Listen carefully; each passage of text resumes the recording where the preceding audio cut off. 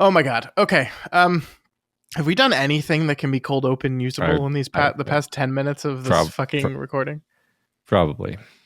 I'm sure we have. There's a lot. There's like nobody understands the pressure that we're under with these cold opens. This has become the hardest part of the show for me. Yeah. Talking for 2 hours in an entertaining way about a book. Yeah. Cold opens? Dear God. Yeah.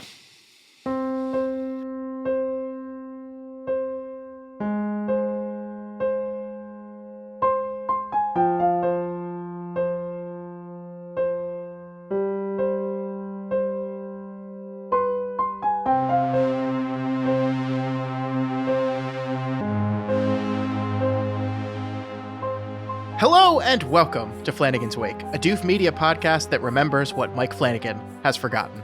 My name is Scott Daly, and joining me as always, he's not special, he's starving. It's Matt Freeman. How's it going, Matt? I want to touch your face. No, Jesus Christ. This is the most horrifying effect I've ever seen. It's awful. For the listeners who can't see, all I did was like stick my hand out toward the camera, and apparently it made Scott defecate in his pants. So okay. That is an order of escalation beyond what I said was happening, which was just slight discomfort. Okay. But thank you. Thank you for using the word defecate, though. That keeps the ads from leaving us behind. That's why I said it. This week on the show, after finishing our coverage of Stephen King's Dr. Sleep, we are finally ready to take a look at the Flanagan adaptation of this novel. And what an adaptation it is, Matt. I've been looking forward to this for the past 6 weeks, and it's finally here. And I don't know if I'm ready. This is actually, it's a tough one. You know, we did Hill House in 45 to 60 minute chunks, and we got to do a whole episode about them. Now we have to somehow talk about a 3-hour movie in one episode. It's a tall order. I don't know. You think we can do it? I think we can, but it is going to be tough. This is there's been a lot of buildup, as you say. Yeah, it does feel like in Hill House, you know, yeah, we read the book, but then we had 11 episodes essentially to kind of work through all of our feelings about that show. Here we spent a month and a half reading this book, and now we have this one episode to talk about, to take all the lessons we learned from that book, apply them to this to this movie, and do all that at the same time. This is of course a problem of our own making, but it does, you know, we get the shakes, and not because lack of alcohol. I'm just nervous. Not this time. All right. You want to just get into it? Let's just get into Dr. Sleep. We said we don't have a lot of time, so let's do it. Dr. Sleep. This movie came out in 2019. It was, of course, written, directed, and edited by Mr. Mike Flanagan. It is shot once again by Michael Famignari, who I think was the DP on just about every single Flanagan thing we've talked about. I think he wasn't the cinematographer on like one thing.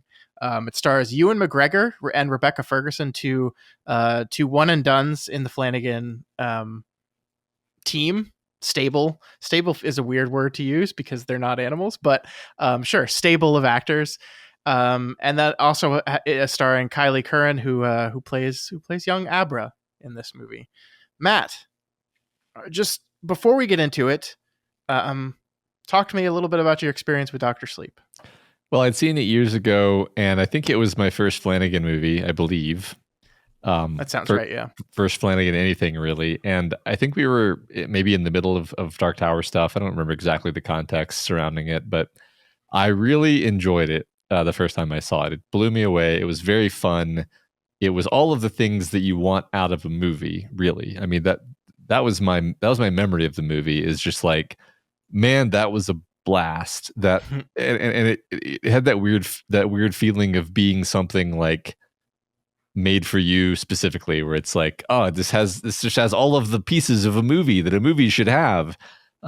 It was great, loved it, and you know, it was one of the, I think, things that was in my mind when we started this show, where I was like, well, I already know that I love Flanagan because Flanagan did Dr. Sleep, and that was one of the only things that I knew of. That he had done. We are today going to be talking mostly about the director's cut version of the movie, which is, I think, an additional 30 minutes long. So it is a 3-hour film. I think we're going to spend a little bit of time on the differences between the two, but just putting that out here. When you watch this for the first time, do you know if it was the director's cut you had watched or was it the theatrical cut? I mean, I don't actually. I don't know, and I find that I know I've watched both cuts because I watched whichever one is on Netflix currently, and then I watched the director's cut specifically on purpose, and I have a hard time noticing the differences between the two, even though I know that there's substantial differences between the two. So you and I think I've at different times at least watched both versions, and I went and I looked up like what were the differences, but I've definitely watched both versions at some point. Okay. Yes.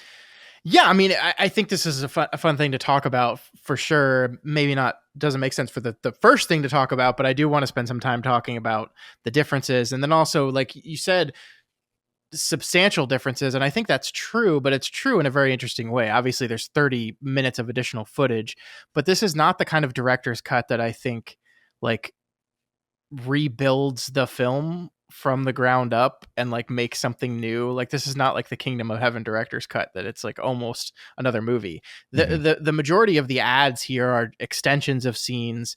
There are a few added scenes here and there, but it's mostly just like expands out the character work. We get a little bit more time with each character. We get sometimes it's really just some added beats with characters and scenes where we cut the scene early and instead in the director's cut we're going to stay with the character for like 30 more seconds processing what just happened, which is, I mean, it is this really interesting thing because I really love this movie. I saw it in the theater when it first came out. I enjoyed the theatrical cut. I watched the director's cut when it came out on Blu-ray, and love that even more. And I do think it's the best version of the film. But like, it's a lesson to me in like what editing and pace can do for a movie, because I think it's better. Like if I had to make a complaint about the theatrical cut, which I watched again in preparation for the show, like for the first time, like I think since I saw the movie in the theater, it does feel very rushed at times. It feels very jumpy. Like the thing about Doctor Sleep, and we talked about this with the novel, it's a very plot heavy story. There's a lot going on in the story. There's a lot that the story has to explain to you and get through and work through as we move through the narrative. There's a lot of plot. And so the theatrical cut feels like a movie that is like desperately trying to tread water through all this plot. And it feels like the result of that is we kind of move very quickly. We jump around. It can feel a little bit choppy at times. And to me, the director's cut just like smooths out all those rough edges. It just lengthens things in the right place. It has perfect character beats in another place. And it just like everything that felt jumpy and weird to me just kind of is neater. It's smoother. It flows better. The tone feels more consistent across the board.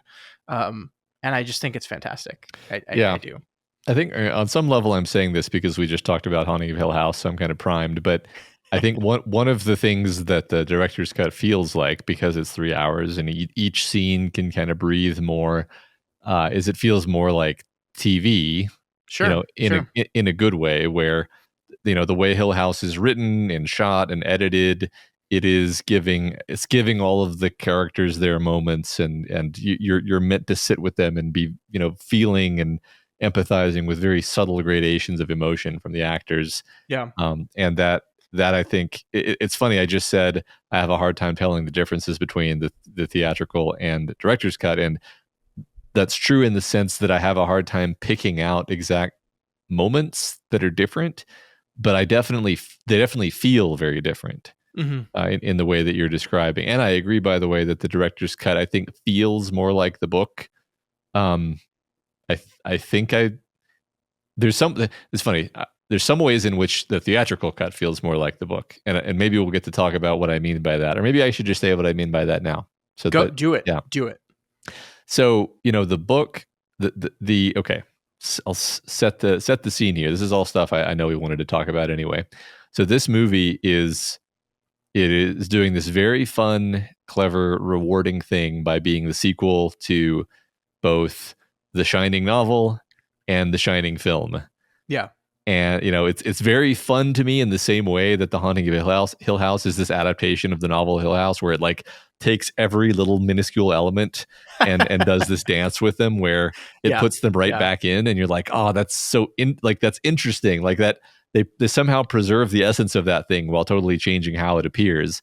And that's kind of what he does with this. It's a little bit less sliced and diced here. It's just kind of more, we take various elements, like Dick Halloran dies at the end of the Shining movie, but not at the end of the Shining book, but he still appears here, but he appears as a ghost. And so there's some things where it's just like the practicalities of it. And then there's some places where I say it goes above practicality into message and theme of saying, like, we're going to choose to mesh these together in a different way. Yeah. And we're going to kind of change what the story is. It's changing what the story of the book is, actually. Yeah. And that's one of the ways in which I think, like, the theatrical cut, the faster paced cut, feels more like the book, in the specific sense that the book feels more like an adventure, and the fast paced director's cut feels like an adventure in certain ways, whereas the director's cut feels more somber, I think. Yeah.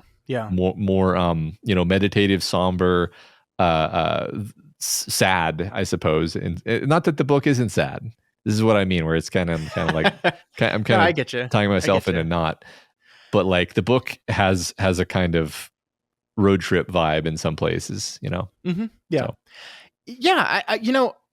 I think I'm so glad. I think the best place to start, and we should have started there, was this central idea of this movie, that it has to be, that it is a sequel to both the book and the movie.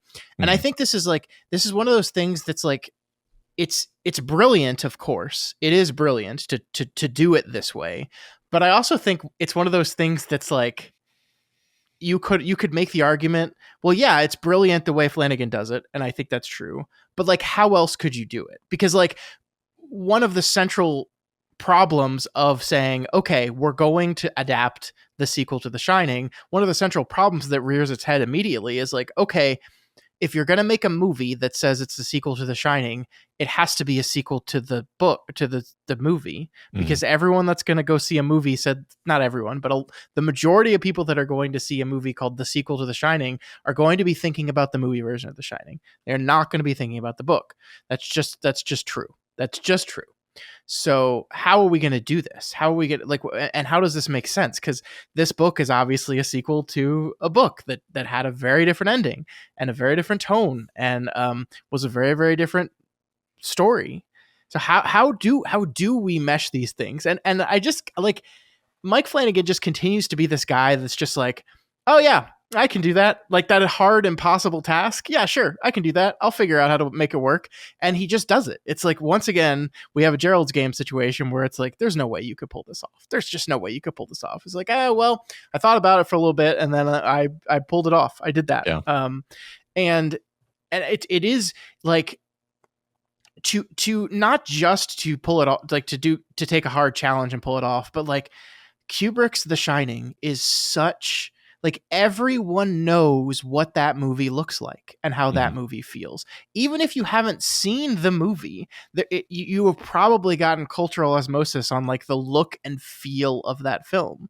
And so now you're going to be Mike Flanagan. You say, okay, well, to do this right, not only am I going to have to make a sequel to a Kubrick film, but I'm going to have to essentially recreate portions of a Kubrick film. And that's what he did, right? Like, there are multiple scenes in The Overlook that were painstakingly recreated.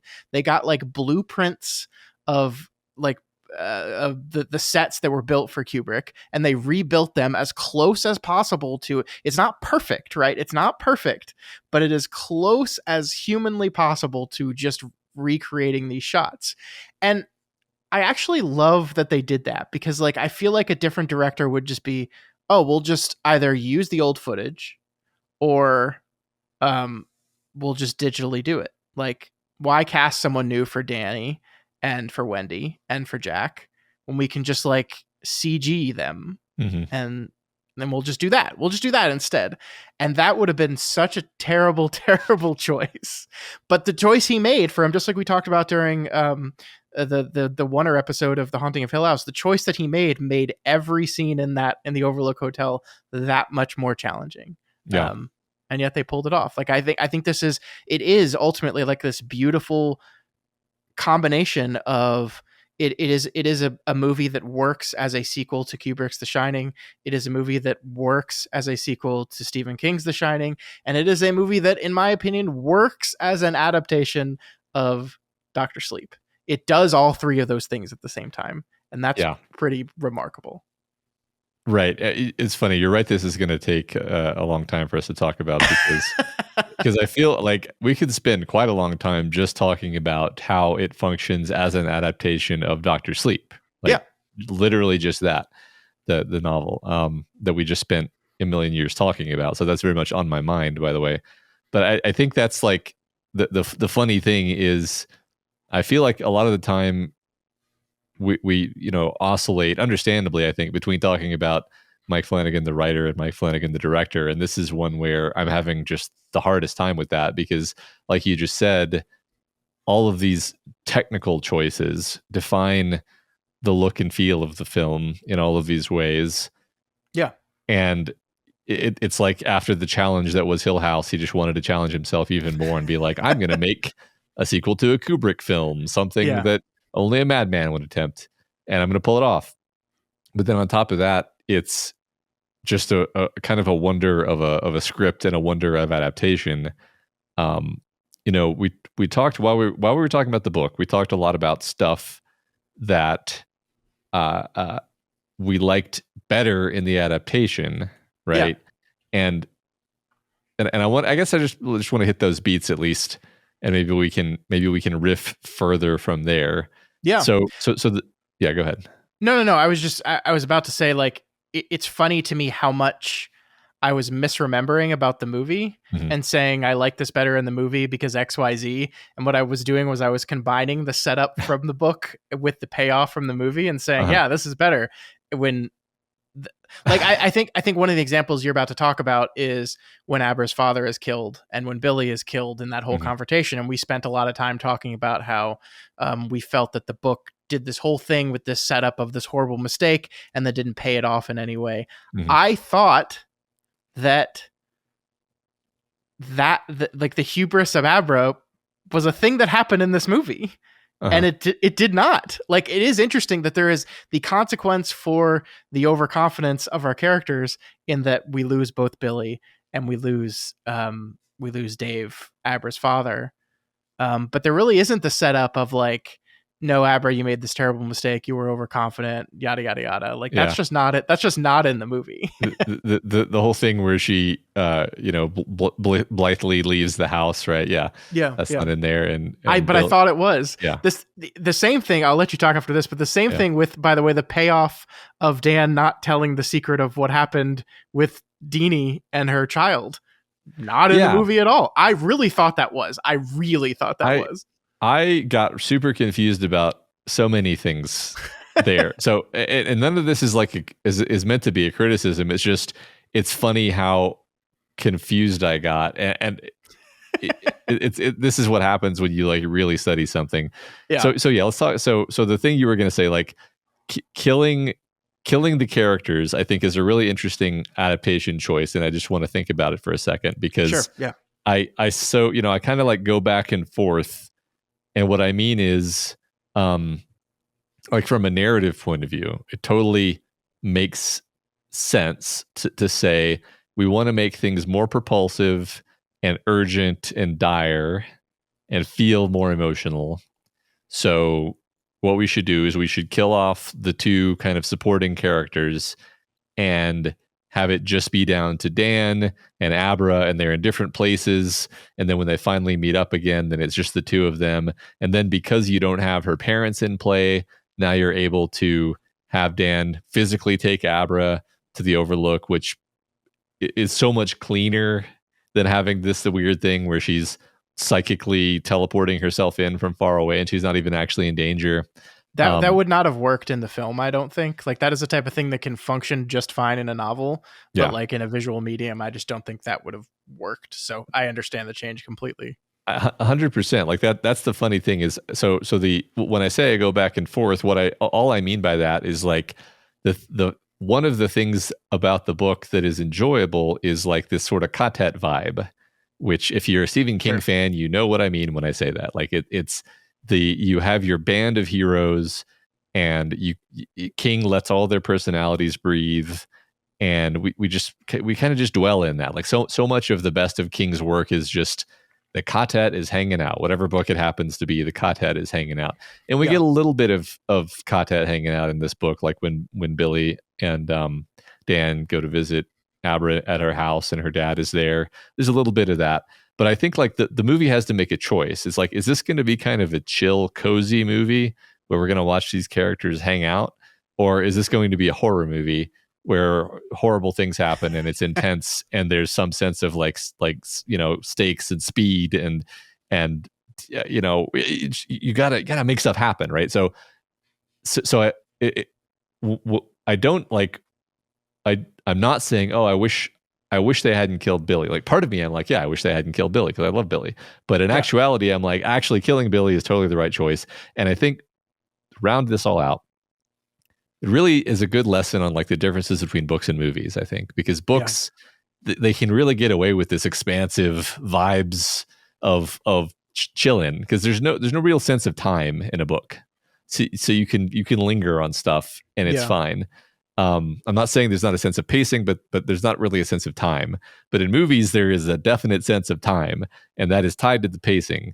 And so you really have to make a choice and kill your darlings. And so that struck me as like a really clever way of adapting it, and like doing everything right in that adaptational choice. Yeah, I mean, I think you're right that the movie ultimately wants to get Dan and Abra alone, and even Dan more so alone, and it does so by just taking these characters off the board. We don't have to deal with, and it like the same on the True Knot side, right? Like that there was definitely a change in the book from to the movie where all of the True Knot but Rose are eliminated in this attack. Both the initial gunfight and then Crow's death. Mm-hmm. In the book, there's still a bunch of True left over. In the movie, no, that's it. So we're down to just Rose, just Dan, and just Abra. And yeah, again, I think that is the absolutely correct choice for a movie. But it is very different from the vibe of the book. I agree. Like, we talked about over the last 2 weeks, we talked about the idea that Stephen King's The Shining is Alien to Stephen King's Doctor Sleep is Aliens. And it feels like Mike Flanagan's Doctor Sleep is more Alien 2, in that it is a sequel to Kubrick's The Shining, and it is trying to match a lot of Kubrick's The Shining, right? Like, I mean, the most obvious examples show in the first 2 seconds of the movie. We open the movie immediately with the incredibly recognizable score from Kubrick's The Shining, the Overlook Hotel ominous score music. And then we do this thing throughout the entire movie, which is what Kubrick does in his movie, the heartbeat that kind of constantly sets the tone and the pace of the scene, because I think Kubrick used the heartbeat like pretty consistently at the same general rhythm. I think Flanagan has a lot of fun with this, and I think he accelerates the heartbeat and slows down the heartbeat based on the scene. But I mean, this is like, it's almost every scene that this is present, every single one. And there's a lot of interesting choices here with that, Matt, because there's moments where you're absolutely like, yep, I understand. This is a tense scene. I get it. We should feel tense and uncomfortable, and something bad's going to happen. And there's this heartbeat reminding us of this. But then there's moments like Dan gets off the bus in Frasier and slowly walks toward Teeny Town. And instead of that being just like casual, everyday, whatever, middle of the day music, we've got Shining score and heartbeat underneath it. And you're just like made to feel uncomfortable, and you're not sure why. Yeah. And it's remarkably effective, but in a way that makes you go, wow, what a choice that was. Yeah, it's just adding this little note of disquiet. I was trying to figure out I would need to literally watch the movie again to prove this theory, and I only thought of this after watching it the last time. But basically, two theories, actually, two incompatible theories. One of them was that the heartbeat happens sort of adjacent to any time someone is using The Shining. Yeah. Um, I think that's mostly true, but not entirely true. Yeah. I mean, it's hard to disprove this theory because people use The Shining a lot in this movie. And then the other one is just like, maybe it's just like you're observing the workings of Ka, and this is like, fate pulling the strings of the characters, and things are unfolding, which is even harder to prove because it's like that's literally just saying that like the things in the story are happening. Yes, they are. But yeah, I think the sort of dark nature of The Shine is something that that this movie more takes. Well, I guess you could say it takes it from both adaptational sources, where Dan sees The Shine as something dangerous, and Abra doesn't necessarily, but she is like ashamed of it, because her parents are scared of it, and so there's like the two sides of The Shine being potentially something wonderful and beautiful, as in like when Dan uses it to help the elderly pass on, and then The Shine is also this dark thing. Yeah. Okay, so to me that makes a bridge to this idea of the movie's attitude toward death, and the difference between how the book handles it, right? So the book has is actually one place where the book is using an element narratively that isn't really used narratively in the movie, which is in the book you have Dan, he's working at the hospice, he's ushering the elderly into the afterlife, and he's helping them die. And really in the movie, this is just kind of used as like, look, see, Dan is using The Shine for good. And then, but then in the book, it is literally used as a plot device where Dan takes into his body the cancer steam of Abra's grandmother, and then uses it to kill the rest of the True Knot in a totally badass way, which basically stands in for the they're not special, they're starving moment, which it's kind of funny how we just did a totally different thing, but it like felt similar, but I mean quite literally, like on a not just a narrative, but even on like a thematic level, the movie has gone a different direction from what the book was doing, because we just leave behind the idea that Dan worked in the hospice. Like that's not plot relevant, right? I mean, I agree it's not plot relevant. I think it is theme relevant. I think it does have a lot to do with, like, as you said, and I think what the conversation you're teeing up here is what this movie's view on death is. And I think aligns with King's novel in some ways, but I think feels very Flanagan to me in other ways as well. Yeah, I agree. In fact, this is one of those places where I would say the dominant sort of top note isn't Kubrick nor Stephen King, but rather Flanagan and Flanagan's opinions about these things. This is the one place I think where he kind of puts his signature on it at the end there, and how he feels about these, and kind of like how he likes to end stories. Yeah, it's just like, we're going to end this my way. So, I mean, there's so many things to talk about here. Do we want to just jump into the biggest change in adaptation? Is of course the end of the story. I mean, we can talk about the overlooked stuff specifically, but I think the most appropriate thing to talk about right now is the choice at the end of this movie to kill Dan Torrance. That Dan does not survive this story, which is a very big change from the book, and it's a change like. Everything that happens in the Overlook is a very understandable change from the book, right? Because we're adapting the movie, and in the movie, the Overlook did not burn down. So, of course, if we're going to go back to this place, we're going to go to the hotel itself. We're going to relive the hotel. We're going to do all the things we do in the hotel. Of course, he must do that. He has to do this. But the choice at the end to kill Dan, he didn't have to do that. That's a Flanagan, like, that's not a Kubrick thing. That's not a a King thing either. Mm. That is a Flanagan thing. The choice to kill Dan Torrance at the end of the story is a Flanagan choice. And I know like the argument you can make, well, what this is doing is it is redoing the ending of The Shining very specifically, King's The Shining very specifically. It is basically recreating that scene with Dan as a stand-in for Jack. But you could still do that and then save Dan Torrance at the end. But Flanagan does not do that. And you don't love that, I think, is fair to say. I think that's my, like, one place where I'm just like, man, did we have to kill Dan? I don't know. I think it's just like, I'm trying not to like inject my personal preferences and just say, I think we've done a bunch of Flanagan stuff by now, and sure, he likes to end stuff with all of the characters dying, or some of the characters dying, or at least some of the characters that you care about being dead. Sure. I think almost everything we've covered is. I'm having trouble thinking of an exception. Yeah. Yeah. No, you're right. You're right. Sometimes everyone, right? So sometimes everyone you care about. So I think he just likes doing that, and he likes. I think he likes movies that leave you with that feeling of like bittersweet, wistfulness,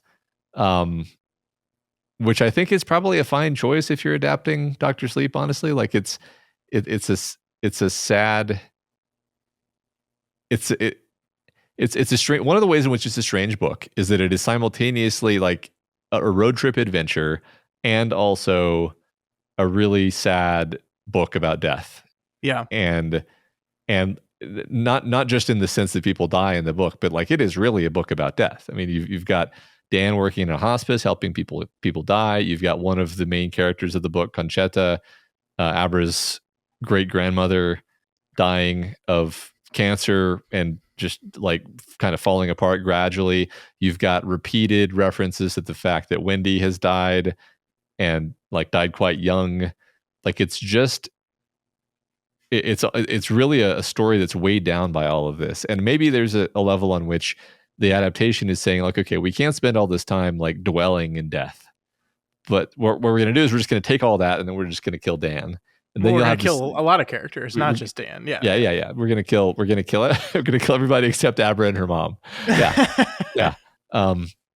Because that is, there is a lot of death in the book. It's just not the same characters that die. I think that's, yeah. I think you're right. And it is really interesting to me the way this movie views death. And I think not even death. I think one of the things that is so interesting to me is the way this movie, and the book to a lesser extent, but I think still a little bit, views the concept of debt. The debt that Dan owes. There is this like, one of the things that I think the book was doing is when he does talk to Dick in the book through a dying woman's throat, weirdly, like what Dick is talking about, in my estimation, in my analysis, the debt he's talking about is the horrible mistake you made when you were at your lowest point. You left this woman and her child. You left them. You stole from them and left them to their own devices. You knew the child was being beaten and abused by his uncle, and you did nothing, and you left. And so you now owe the universe a debt. You fucked up, Dan, and you have to repay that debt. And that is not really the vibe I get from the movie. The vibe I get from the movie when Dick is talking about debt and the debt he has to pay is like a comparison to himself. Like there's this really interesting thing of like, I think the line Dick says when he's talking to Dan in the room is like, you walked into my kitchen and I'm still on the hook. Like this idea that like sometimes the universe is just going to put you in a situation and you don't have a choice. You don't have a choice. You're on the hook for this now, and you have to keep going until you've paid your debt. And that is Dick, right? And Dick, even after death, Dick was still on the hook. Yeah. Dick was still responsible for this boy.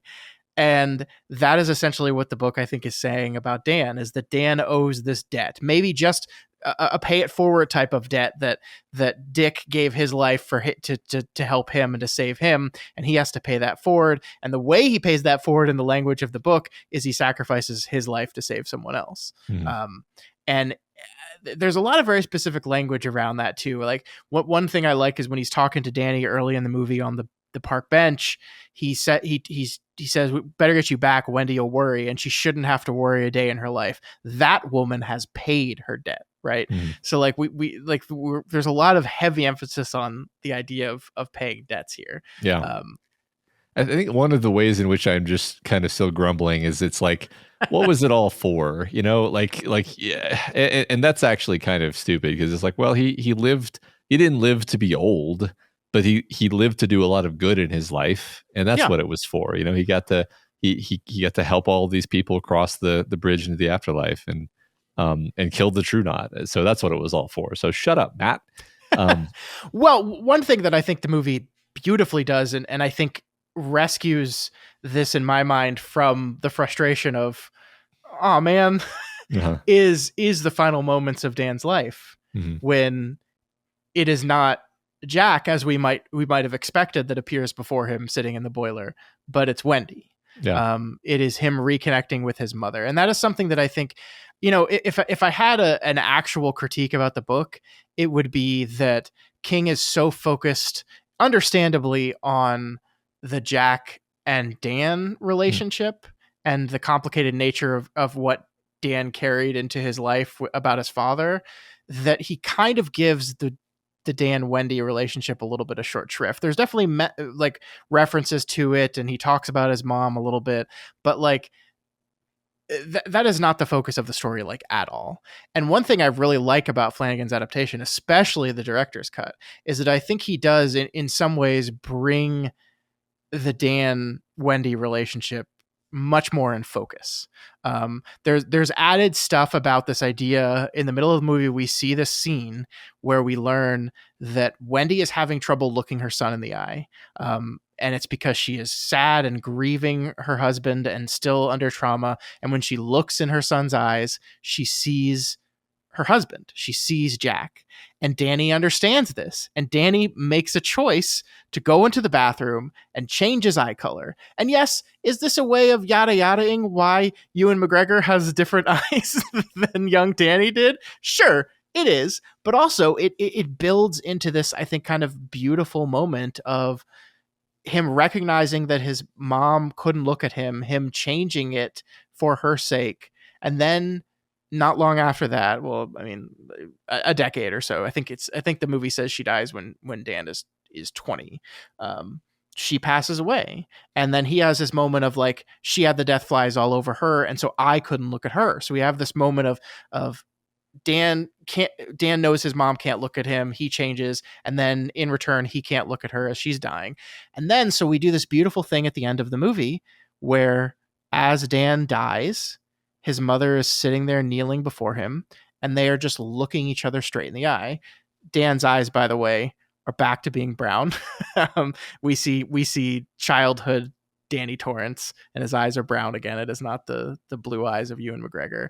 And it is like almost unspoken, this moment of, oh, they're getting to reconnect again. They're getting this moment that they did not get beforehand, this moment of connection and love.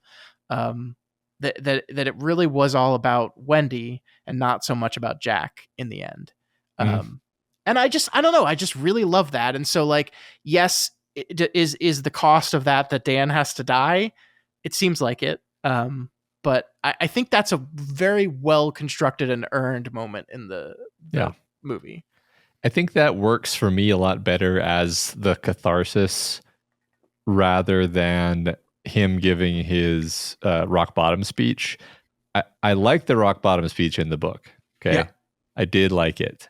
I don't think that would have worked at all in a movie, because you would basically be like, okay, we began the movie with this scene where he has this where he does this cruel, awful thing. No reference to it at all for 3 hours.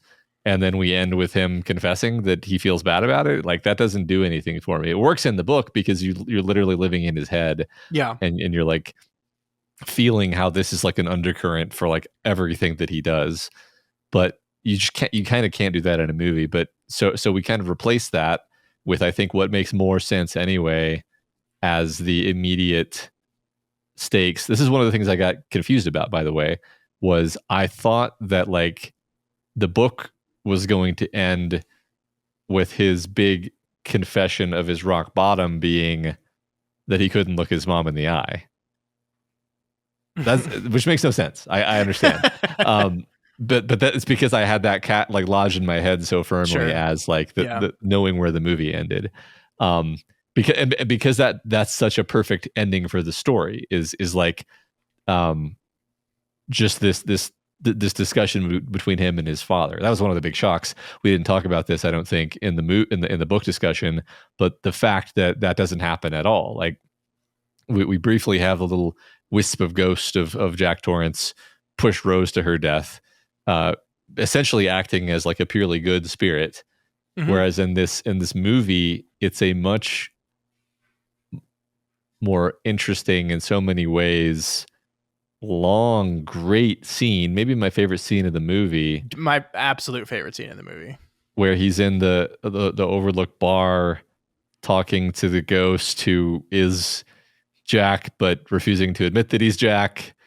Maybe he's like, I kind of like that the movie doesn't give us an answer of like what's going on. It's like, well, This is kind of what the overlook does, is it kind of absorbs people and it like puts them in a role, and that role is what it wants to do with them. It's not actually who they are necessarily.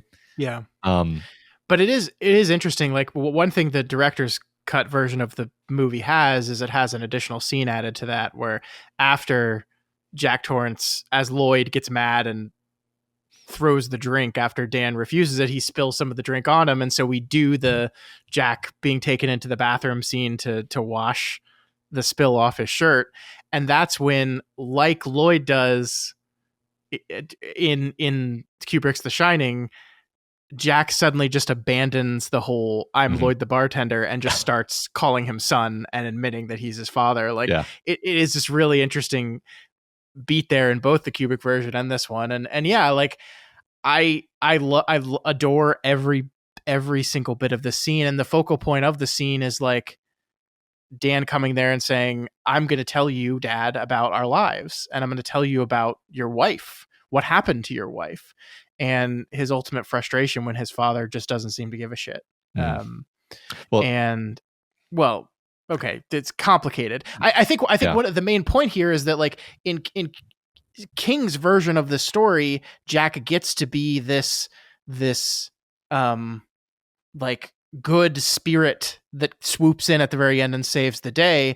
And in the Kubrick / Flanagan version of the story, Jack Torrance is still trapped in the life of his own making. Like, he's still stuck in this same thing. He's still stuck in it.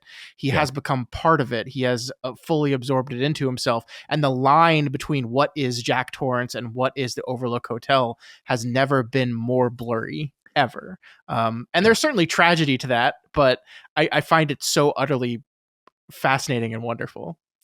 Yeah, I mean, I think this is definitely the version of Jack Torrance who chased his family into the hedge maze with an axe and froze to death, right? And because the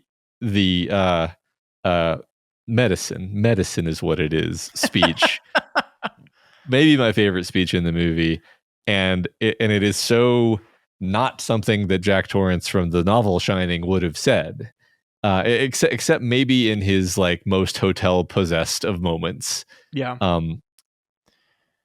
I don't know. Maybe he would have. He definitely he was kind of a oscillatory fellow. Yeah. He would how and then I think we're left to wonder how much of that was the hotel and how much of that was really in him the whole time. So maybe I don't want to say so stridently, oh, no way would the character have said that. The point is, this is a very cynical, selfish, awful version of Jack that is trapped in the hotel. He really doesn't have a crack of redemption here. He basically, the last thing we see of him in the movie is him telling his son, like, just let Rose eat her. Let Rose Yeah. eat the kid. Yeah. So Just bring them both in here, and then what happens. It'll be yeah. fine. Yeah. I do think though this is an interesting thing, and I don't know if I'm reading too much into this, and we'll talk about Henry Thomas's performance in just a second. I do catch throughout this whole thing that while Jack is continuing to be the selfish asshole monster, there is just like a a, a speck of humanity in there, like in just his facial expressions, the way he reacts, the way he doesn't respond to certain things that he says, where you can feel that he is perhaps on some level taking in emotionally the things Dan is saying about Wendy, about himself, like that he is listening intently, and that there's a part of him that does indeed want to hear all of this, but it's battling against the part that is fully the overlooks now. Yeah. And like, okay, Henry Thomas, man, like we just said Mike Flanagan has balls to do something like this, to make a movie like this. Henry Thomas, like, imagine an ask bigger than, could you do Jack Nicholson's most iconic role ever? Yeah. Just do like an interpretation of that. Good fucking luck. Right. Now, here are your notes, okay? Don't make it like a caricature. Yeah. Or people will just think it's funny. But also, obviously, you're doing the character. Yeah. So I just like imagine Mike Flanagan going to Henry Thomas and be like, all right, so the last movie I made, you had to be a child predator that sexually assaults their daughter. I know that was hard. I got a new one for you. Get an easier be one Jack Nicholson. Yeah.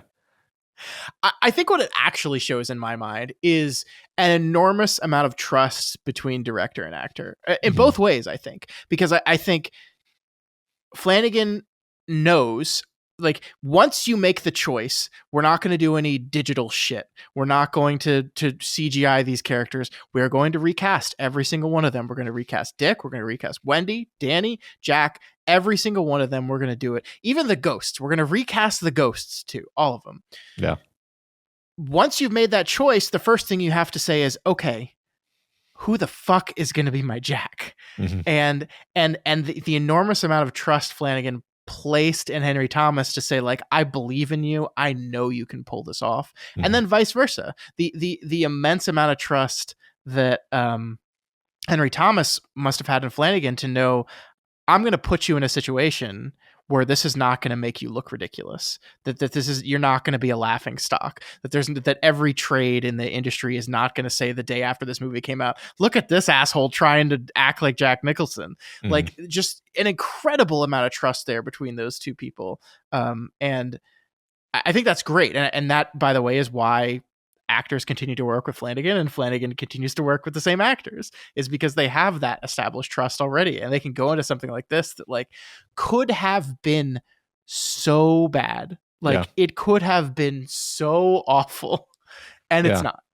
Well, yeah, the whole idea of doing a sequel to The Shining could have been so bad, and it could have come off as, exploitative and just like perfunctory. But no, he knows, I think he knows, like, okay, we really have to earn this, because this is, a lot of people think this is literally the greatest film of all time. So we've got to be able to look ourselves in the mirror and say that we can live up to making a sequel to the greatest film of all time. And they aim for a very high difficulty level because of that. They're doing very difficult things, and they're nailing all of it. And as you said, it's not a caricature, right? Yeah. He's not doing a Jack Nicholson impression. He is just trying to be the character. And I know he did watch, like, he watched a lot of Nicholson in preparation for this, for hours and hours and hours. He watched Nicholson's performance to get the posture down, the body language down, to do all that stuff. I know they had to shave his head because his hairline didn't match up right, and so they shaved his entire head to put the wig on him to get his hairline correct. A lot of dedication to make this work, and it does, like, it feels different, right? It's like there's no delusion that anyone has while they're watching this that, like, this is not Jack Nicholson, obviously, but, like, it is instantly recognizable as Jack Torrance. Yeah. I think that's the really cool thing about it. And I actually love, there's so much to love in that scene, but I love how the scene opens. I love how we have Dan sit down at the bar. We hear Jack before we see Jack.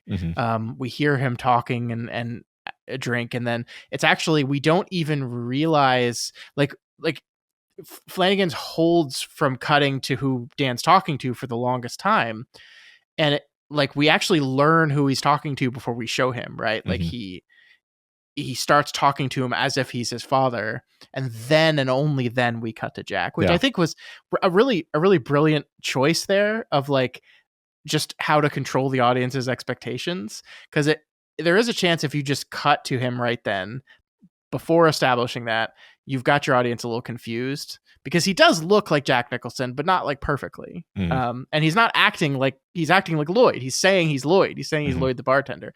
So there might just be just a beat of confusion there. Whereas structuring the editing the way Flanagan did in the scene, it's like, oh, he's talking to his dad. And then we cut to him because we have the internal expectation of, you're about to cut to Jack Torrance. We're just like, oh, got it. I'm there. Yeah. We're off. And from there, it just works. So that's one of the things about him going into the hotel that I like, is he's walking, deeper and deeper into the hotel in a way that feels very purposeful. And on some level, you're like where is he going? First thing he does is he turns on the boiler, but then he continues walking through the hotel in a way that continues to feel purposeful. Yeah. And this leads him to the bar. And, my normally somewhat photographic memory for movies is failing me. I believe he literally like has his hand over his face when Jack starts talking. Yeah. And he doesn't move his hands away. And the implication is like, he knew exactly where he was going and why. He was going to the bar so he could talk to his dad. But he's also kind of scared of this interaction. Not scared because he's a ghost, scared because it's his dad, Yeah. There is no moment of like him looking up and seeing his father. There's no moment of shock or surprise that, oh, this isn't Lloyd the bartender. This is dad. Yeah. He knows the entire time. You're absolutely correct. And he is coming specifically to confront his father. And I think this is like, I do really like Dan's 8-year sobriety speech that we get in this movie, which, by the way, the director's cut adds a little bit more to, like 1 or 2 more lines. It just expands the story out more. I think there's more like starts and stops, more like ums and ers, as Dan kind of struggles for what to say in the director's cut, which makes it feel much more natural. I really like it. But one of the things he says in that is that, like, my dad died when I was 5. The only way I really knew my father then was when I drank. It was the anger and the alcohol. I knew those were his. And so that's the only time I felt one with him. I felt like I had a piece of him. And now I'm getting this chip, and I know that is a change they made in the movie as well, that Jack Torrance like was in AA, which is not something that I believe ever happened in the Shining book. But Jack Torrance was in Alcoholics Anonymous for a little bit. But one of the things I love is with that idea in mind is like Danny goes to the bar to confront his father because one of the things Danny is desperate for is to better understand his dad. And I think that is ultimately like everything that happens in the Overlook Hotel. A lot of what happens to Dan is basically just a recreation of the downfall of his father. Except interestingly enough, he doesn't make the initial first mistake. That's what like he doesn't take the drink, right? He denies that. He says, no, I will not take my medicine. And then has to go through all the beats of being possessed by the hotel, having it take him over, and then trying to kill his child figure. He has to go through all that. And so I do think at the end of Dan's story, not only does he get this bond with his mother, this reconciliation with his mother, I think he dies understanding what his father went through on a much more acute level. I think he understands his father more, and in both good and bad, right? Like he understands the struggle his father had, but he also like the take your medicine speech. You're absolutely right. What you said about that, like Jack is so selfish. like you feel like a man who's put upon. Everyone puts everything upon you, Yeah. and like that is so self-absorbed, that is so self-centered, and it like maybe he's finally like, okay, my dad was an asshole. Yeah, right. The a man is surrounded by mouths. It's, Yeah, it's yeah, such a shitty thing to say, but then also an evil hotel did shove itself inside of his body and possess him. yeah, So, yeah. both of those things. Yeah, And I think that's perfectly set up in the conversation with Dick, where it's like, my dad tried to kill me, and Dick was like, that wasn't all him. You have to understand, that wasn't all yeah, him, which is like the point of the book. That is what the book is saying. Is like, yes, Jack Torrance made mistakes, he had horrible things, but he was possessed by this hotel that ultimately destroyed him. It wasn't all him. And then what Kubrick's version is saying is, but he was still a fucking asshole. yeah, And I think that Dr. Sleep ultimately synthesizes both of those things, I think. yeah. It's funny. We definitely talked about this a lot when we covered The Shining originally on Kingslingers, where it's like, it's like, how are we meant to feel about Jack exactly? Because it's almost as though I should go back and listen to those episodes, because I don't remember where I landed on these things exactly, but it's almost as though King, who is writing it as a literal alcoholic at the time, Yeah. is kind of writing it as like a apologia of like, it's the alcohol. What are you going to do? It's just, it's a monkey on your back. What are you going to do? Um, and almost letting Jack off the hook for his mistakes because he drinks, and Yeah. and the evil of the hotel is like an extension of this. So it's sort of like saying, well, what was he supposed to do? And this is kind of interestingly kind of what the True Knot are in the sequel. The True Knot are like the self justifying addicts. Yeah. Where they literally say in the book, at least, like, if you you would do the same thing in our position. And they're saying this to literal AA guys who are like, no, we wouldn't, because we stopped drinking. That's the choice. That's the hard thing. Yeah, I mean, I think King ultimately is desperate to prove that there is still a piece of goodness in Jack Torrance, and he is worthy of redemption, because I think you're right. Like, again, I don't want to psychoanalyze too much, but he was writing about an alcoholic character while being an alcoholic, while not even being fully aware of his own disease. Like, I think, like he says, like, we've talked about this before, but like King says in interviews he had no idea. He just had no idea, and he only realized after the fact that he was writing about himself. And I don't want to call bullshit on the man, but I do kind of want to call bullshit on the man, that like, maybe you didn't like consciously like sat down at your keyboard every day and said, I'm writing about me, but like, come on, dude. Yeah. Like you knew on some level. The closest I get to this is when in On Writing, he kind of writes about like realizing that he drank an entire case of beer in a single day, and like because the recycling is now totally full of the cans that he drank. Yeah. And his reaction being like, oh man, can't let anybody find out about this. Like it's nothing about like, oh, I'm drinking way too much. It's all about like, obviously I'm going to keep drinking like this, but I need to make sure it doesn't impact my life, which, is the kind of thought that Jack Torrance would have. Right. Yeah. I kind of think it's like a double think. Yeah. But which I think is what makes it very interesting, where here in this movie, we have Jack Torrance continuing to be sort of self-justifying, talking about how he was put upon, and, Dan here saying this to Dan Torrance, the boy he literally tried to kill, talking about how he's the one who's put upon. Yeah. It's absurd, right? And Dan is this, great, loving, sort of like compassionate, wonderful guy who has literally works in a hospice and has never complained a single time about feeling put upon, Yeah. So Yeah, I mean, I think ultimately it's this really interesting thing, like we talked about with the book, that like Stephen King wrote The Shining when he was still an alcoholic. So it is a story about someone struggling with alcoholism.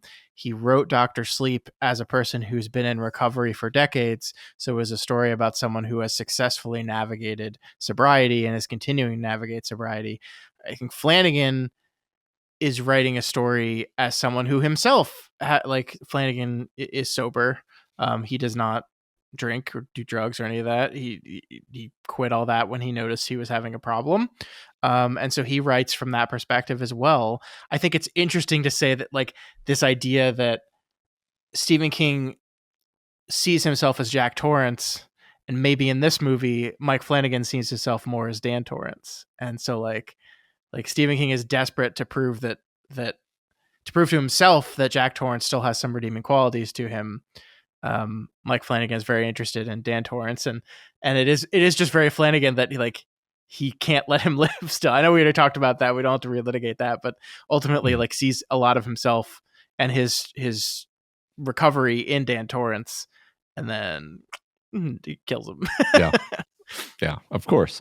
Yeah. So we spent a lot of time talking about the end. There's a lot more to this movie. We haven't talked about the True Knot like at all. Are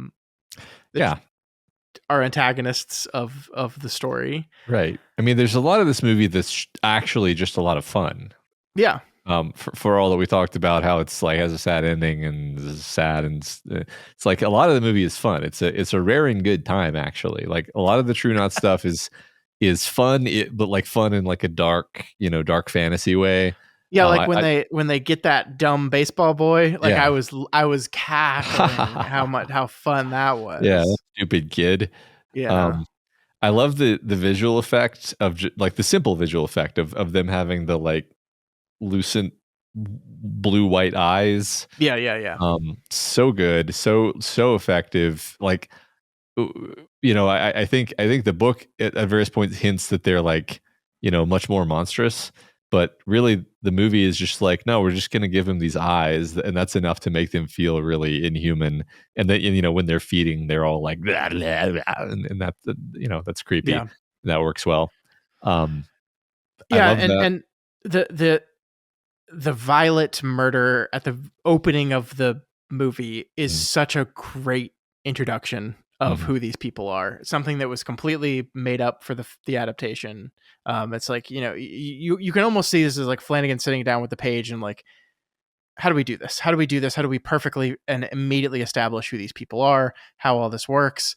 And he writes the scene, and it's so good. I mean, first of all, we get introduced to Rebecca Ferguson as Rose the Hat, who is, we talked about this on the show before, but she is just perfect. She's perfect in this role. She's wonderful. She's weird and charming and enchanting and scary all at the same time. And this whole conversation with Violet just comes off as this like, you can totally understand why this little girl is enthralled by her, but at the same time, like watching it build, I love the crack of the twigs as more and more True Knot just show up. We don't see them move into position. They're just there, and then they slowly move forward. All that is terrifying. And as she like switches to, she eats the flower. This is baby Nell, by the way. I don't know if you knew this. This is young Nell from The Haunting of Hill House. Oh yeah. Once again, suffering a terrible fate. Yeah. Poor Nell. It's all really, really, really great stuff. I think Rebecca Ferguson also brings a lot of the like arrogance bordering on petulance from the novel character into this performance, where like, yeah, she's scary, but she can also be like sort of ridiculous. Like, so for example, when she's, sneaking into Abra's mind, and which, by the way, so speaking of visual effects, the whole thing where she goes up into the sky and she's floating over the surface of the earth, and I love it. Love that so much. That like beautiful like makes the movie for me. I love that effect so much. And she's so proud of how clever she's being, and then she gets her hand slammed in the thing, and then it's like, yeah, we're kind of laughing at her, and that's a very fine line to walk when you're playing a villainous character, where She then has to remain scary. She is scary later in the movie. She's scary prior to that, but this is a moment of humbling for her, which actually just makes her really, really pissed, right? So she's still scary, and in a sense, that was kind of Abra poking the bear, which maybe you could argue is why she gets blowback later in a different setup, but maybe same outcome, if you know what I mean. Yeah, I think this movie does a really good job. Like the Rose's arrogance and overconfidence is much more like textually focused on in the book as the primary reason for her downfall, right? It's just like she makes this mistake again and again and again, and the book focuses on them in that really specific way. It is still definitely a part of the character and a part of her ultimate like downfall, but I think it is much more backgrounded, and the movie is much more relying on Ferguson's performance to sell that, and I think fortunately she very much does. I think it's perfect. Like, I love, speaking of when she's in Abra's head the first time, and she's like so confident, she's so like, yeah, keep sleeping, little girl, and she gives this whole speech about how like, oh, you stupid rubes, you spend your whole lives making little boxes, little memories, you think they make you so rich, you should see mine, my mind's a cathedral. And like, yeah, okay, but it's like still it's a cathedral like filled with card catalogs, just like her, like, and then Abra just waltzes into her cathedral and just starts rifling through her mind. Like, it's just like it's just very, very well done. And like the different shades of her, there's a lot of Rose that is kind of like schizophrenic at times, where she just seems to like jump between personalities and moods. By the way, I think part of how Rebecca Ferguson does this is her Irish accent is very inconsistent.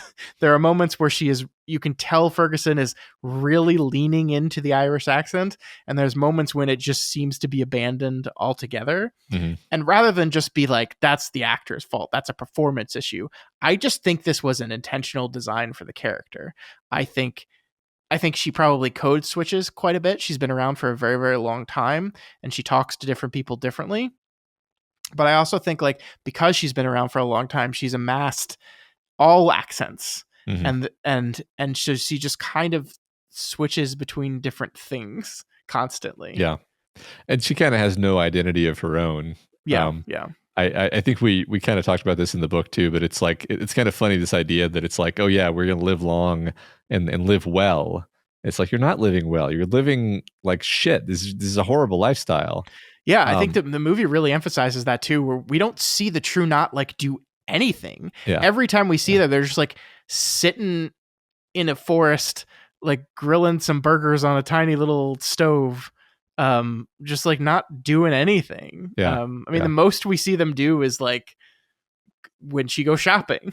Yeah, that's it. Yeah, I think one of the compliments you can give an adaptation, especially if you see the adaptation and then you read the original, is that you just see those actors in your mind. When you read the book, and I always saw Rose as Rebecca Ferguson, and furthermore, I always saw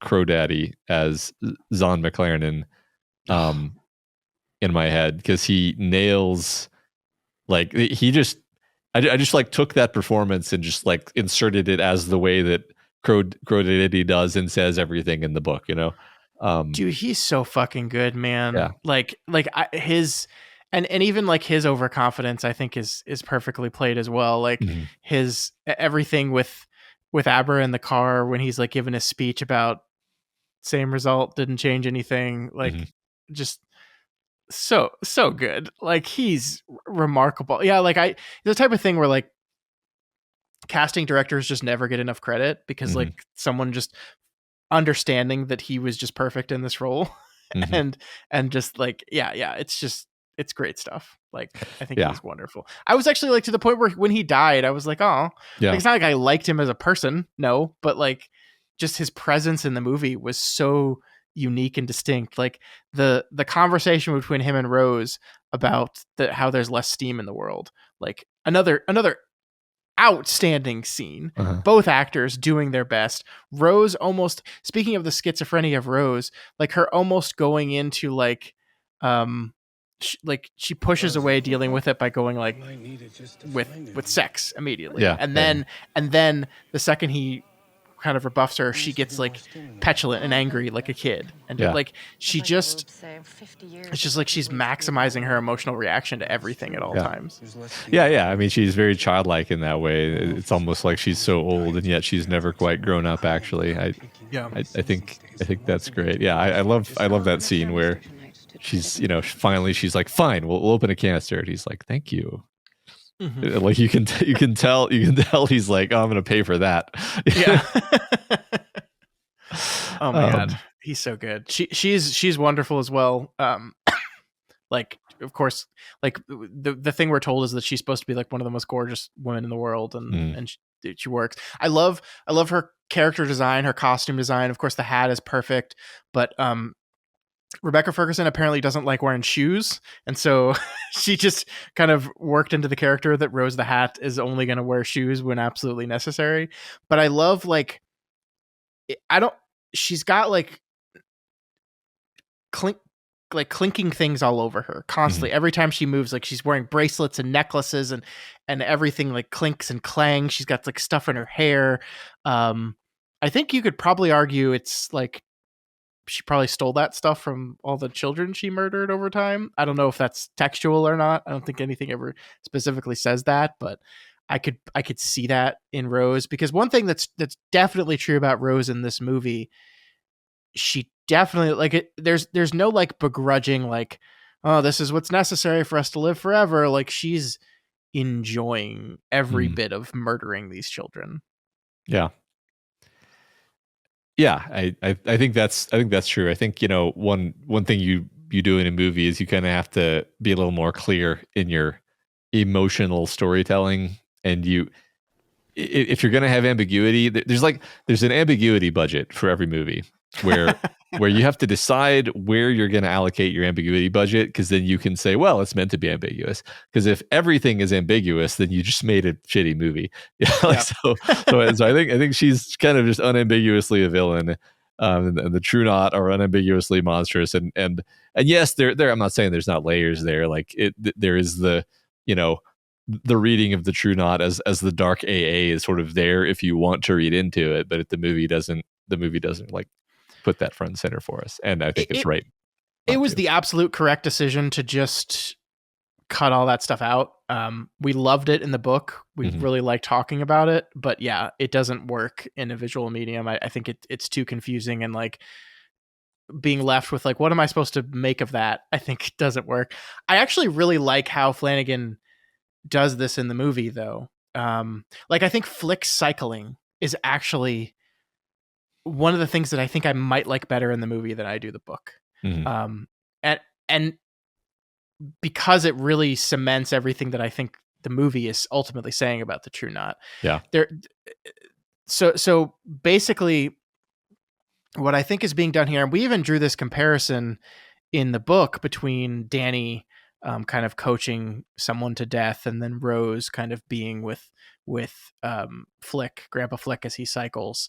We made that comparison in the book, and I think Flanagan is clearly trying to channel that comparison here in the movie as well. Like, there's a very distinct and important difference here. Like, Danny sees these people that are about to die. He tells them there's no need to be scared. He tells them they don't end. He helps calm them, and the way he calms them down is by visions of their past. And they're always like comforting, simple moments. Like, oh, remember the Frank Sinatra playing on your radio, sit on your workbench while you're working your truck, pies cooling on the windowsill, your wife, your kids, like these moments of these simple, the insignificant moments that make up your life, that make up who you are, that make up the most treasured bits of your life, are the things that Danny helps these people relive and experience again right before they die. Rose's reaction to death with Grandpa Flick is when he tells her he's scared. Her reaction is just to say, no, you're not. You're not scared. You can't be scared because, and then she goes through a similar like list of accomplishments of his past.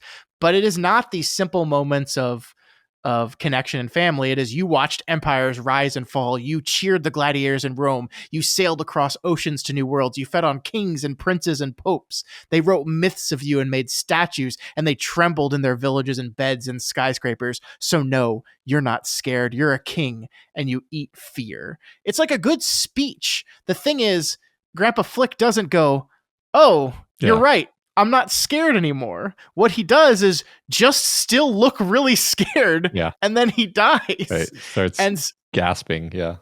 Yeah. It is not like, and it really sells the idea. Like they do say in this movie that the True Knot are family. That is something they say. And we do see them, like when Snakebite Andy is first turned, we see everyone in the True Knot hug her because they're all family now. They're all tied together.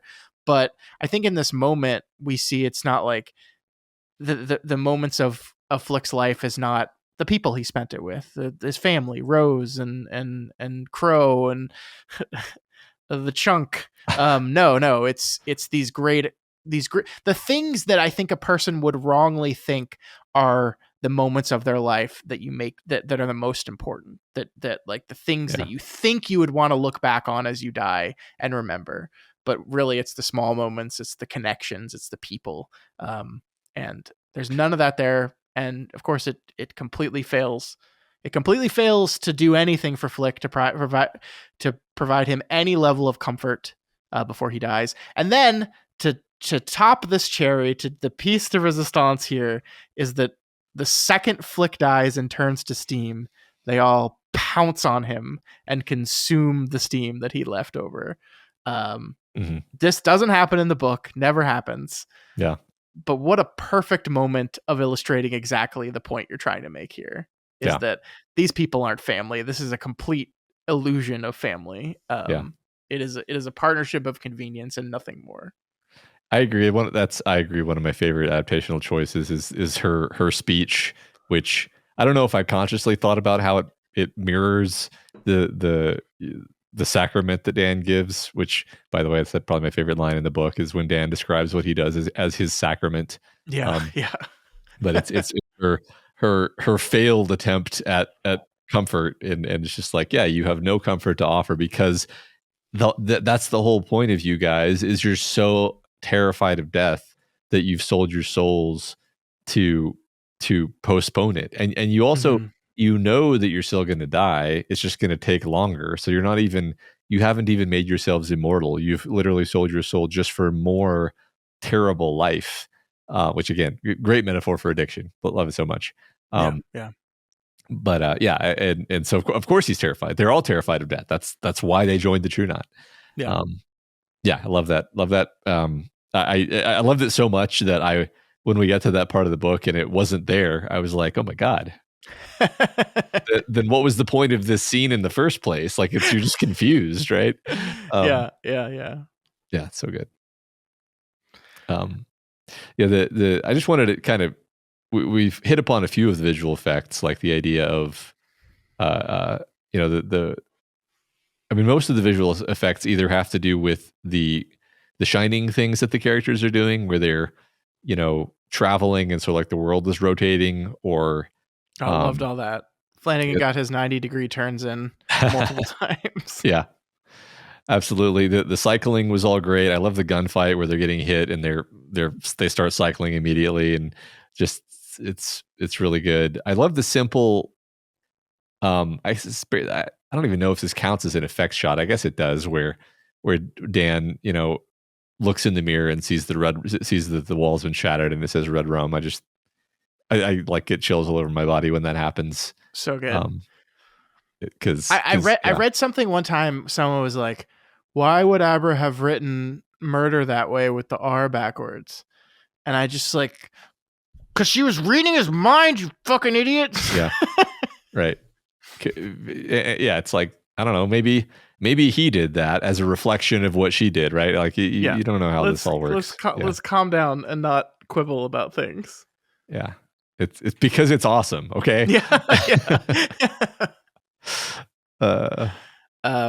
I do love that. Like, the chalkboard thing was in the book, but I love, like, sometimes in a store you have to just like pay lip service to explaining, and so the annoying landlady is like, "Yep, there was a mathematician in this room before you, and he painted this whole wall chalkboard, and he never painted it back, but works for me." And it just allows us to have this recurring beat that I loved in the book, and I think it works so well. It works so well in the movie as well. As his way of being a pen pal with Abra, and then it culminates in this really beautiful moment, I think, where Dan, it allows Dan to like consciously make a decision, because he is about to reach out to Abra in the kind of the cold, distant, just writing to her on chalkboard way, and then he stops himself and says, "No, talk to her for real." And that's when he's kind of all in at that point. Right. Works very well. Yeah, I the movie, I think, makes the clear point that like he has sort of sworn off of using The Shining, I think, for anything except doing his sacrament. Yeah. And that's him deciding to like go all in on it, like you said. And then, you know, I think the movie does it in a fun way where it's like, yeah, you kind of want to see what this guy can do. And we get to have some fun and games with it. Like I see the whole causing Crow Daddy to drive into a tree thing as being basically the fun and games. You know what I mean when I say fun and games? Like we're taking, for those who don't, like we're taking the promise of some interesting things happening inherent in our setup, and we're just allowing it to play out in a fun, entertaining way. Not everything has to be business. Sometimes we can just have the fun and games and say, what can you do with The Shining? When he kills Crow Daddy, also, yeah, I like this that we already talked about Crow Daddy, but like this is a much better way of killing Crow Daddy, because in the book he like shoots him with his own gun in a way that I just don't think would have worked on film, and this way with him crashing the car, I just loved it so much better. It's much simpler, right? We write Billy out of it because Billy's already died. Yeah. So it's just the two of them in the car, and then it's just fun. Makes sense if you think you're gonna live. And your arrogance, you think you're going to live forever, so of course you wouldn't wear a seatbelt. Of course you wouldn't wear your seatbelt. I do really like. We haven't talked about the actress who plays Abra very much. I think she delivers a pretty good performance throughout the movie. Apparently, the way they did this whole thing is that Ewan McGregor just like acted out the entire scene of being Abra, and then she watched him do it, and that's how she kind of like got an understanding of how he would say the lines, how he would hold himself, how he would do that kind of thing, to kind of channel him. And I think it works very well. It's like very, very, very noticeable both in the writing and the performance when that is just Dan now. Yeah. I think my favorite touch is just her voice is just 20 or 30% rougher. Yeah. It's like, fuck. Hungover. And it's I bought it. I liked it a lot, actually. I agree. Yeah. That was all really great stuff. Rest in peace, Crow Daddy. I'll miss you. Yeah. Okay, while we're doing the greatest hits, okay. All the ghosts being in the lock boxes is, I think it's just a moment that works way better on film, right? So we really change the climax where it's not the climax is it's just so much cleaner in the movie. They're running around in the hedge maze inside Dan's mind, and they're gonna try to catch her with the thing, but she gets out. Oh no! And then is fighting with Dan and is beating the shit out of Dan and eating his steam, which I think is like a great like Dyer all is lost moment. Wow, you taste like whiskey. I loved that moment. Yeah. Such a like you're so a level in a movie can make you desperate. Like I'm desperate for him to get out of the situation. And then they're not special. They're starving. And then they're all right there and they eat her and it's gruesome and awful and horrifying. Yeah, like I mentioned in the opening, the effect of like when they this is effect that has been nowhere else established in The Shining or Dr. Sleep anywhere until this point, but when they like touch her, they just like their hands go into her skin. Yeah, it's horrifying. Yeah. Oh, it's great. It's great. It's great. Yeah, you're right that it's the only time that's used, and it's fantastic.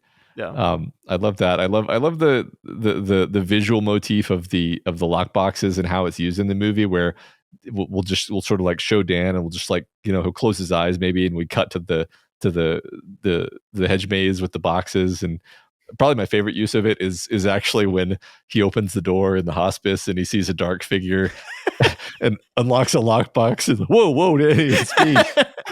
Yeah, that's great. I really did also like the touch where, and I think this was a director's cut edition, where he, as Dick is chastising him in Deanie's room, he attempts to like chuck that whole thing into a lockbox, just chuck that experience into a lockbox. I think that's kind of summoning the part of the book that mentions that he tried to lock away his alcoholism, that he's trying to lock away more than just these ghosts that haunt him. He's trying to lock away the worst experience of his life, but of course he can't. I think what Dick says there is like, memories are the real ghosts. They follow you wherever you go. Like you can't just lock those away. I like that too. Yeah, the lockboxes are very fun.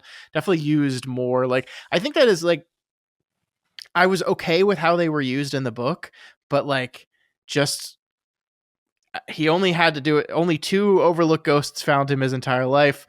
One of them was in the box so long she turned to ash, and then the only one was Horace DeWitt, and his contribution is just fucking up poor Sari hiding in the shed, and then he goes away, and that's it. I like it.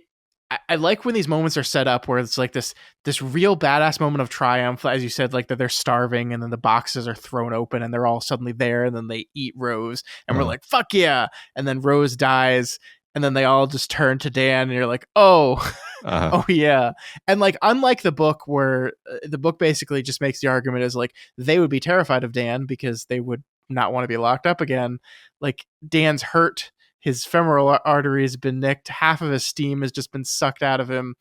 And he's terrified. And all these people are like crowding him. And there's no way he could lock these people back up. Right. It's not going to happen. Yeah. So I love like the immediate consequence of this badass moment, I think worked really, really well. Yeah, I agree. I think we've talked a lot about how King likes to do kind of anticlimax in his climaxes. Yeah. And like his storytelling sensibility makes that work almost all the time. But I like that we just get a little bit more bombastic with the ending of this movie. It's just a bit more fun and it's big and exciting and can you imagine what the visual version of the story looked like if it was just like the 3 of them having a push competition and then Rose just falls off of a platform and breaks her neck and that's it? Yeah, and then Dan looks at the camera and goes, that was a strange gust of wind that just happened that didn't appear on film at all. Yeah.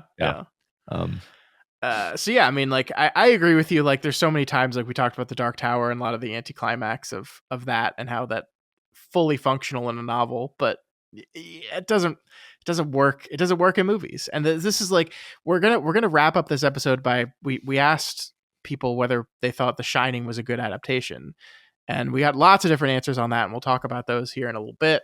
But like, you can't just copy paste over to a different thing. You have to understand the rules of the medium. You have to understand that. And that's like, I mean, we'll talk about that a little more, but I think that's just one of these things here that like, that just the way the book ended would not have worked. It just would not have worked for many, many reasons. Yeah, I agree. I think I hit all my bullet points that I wanted to get in. You want to? I got a few. Okay. First is we haven't formally done this, but we have to raise the Mike Flanagan destroys hands counter by 1. Yep. I don't even remember what number we're up to now, but there you go.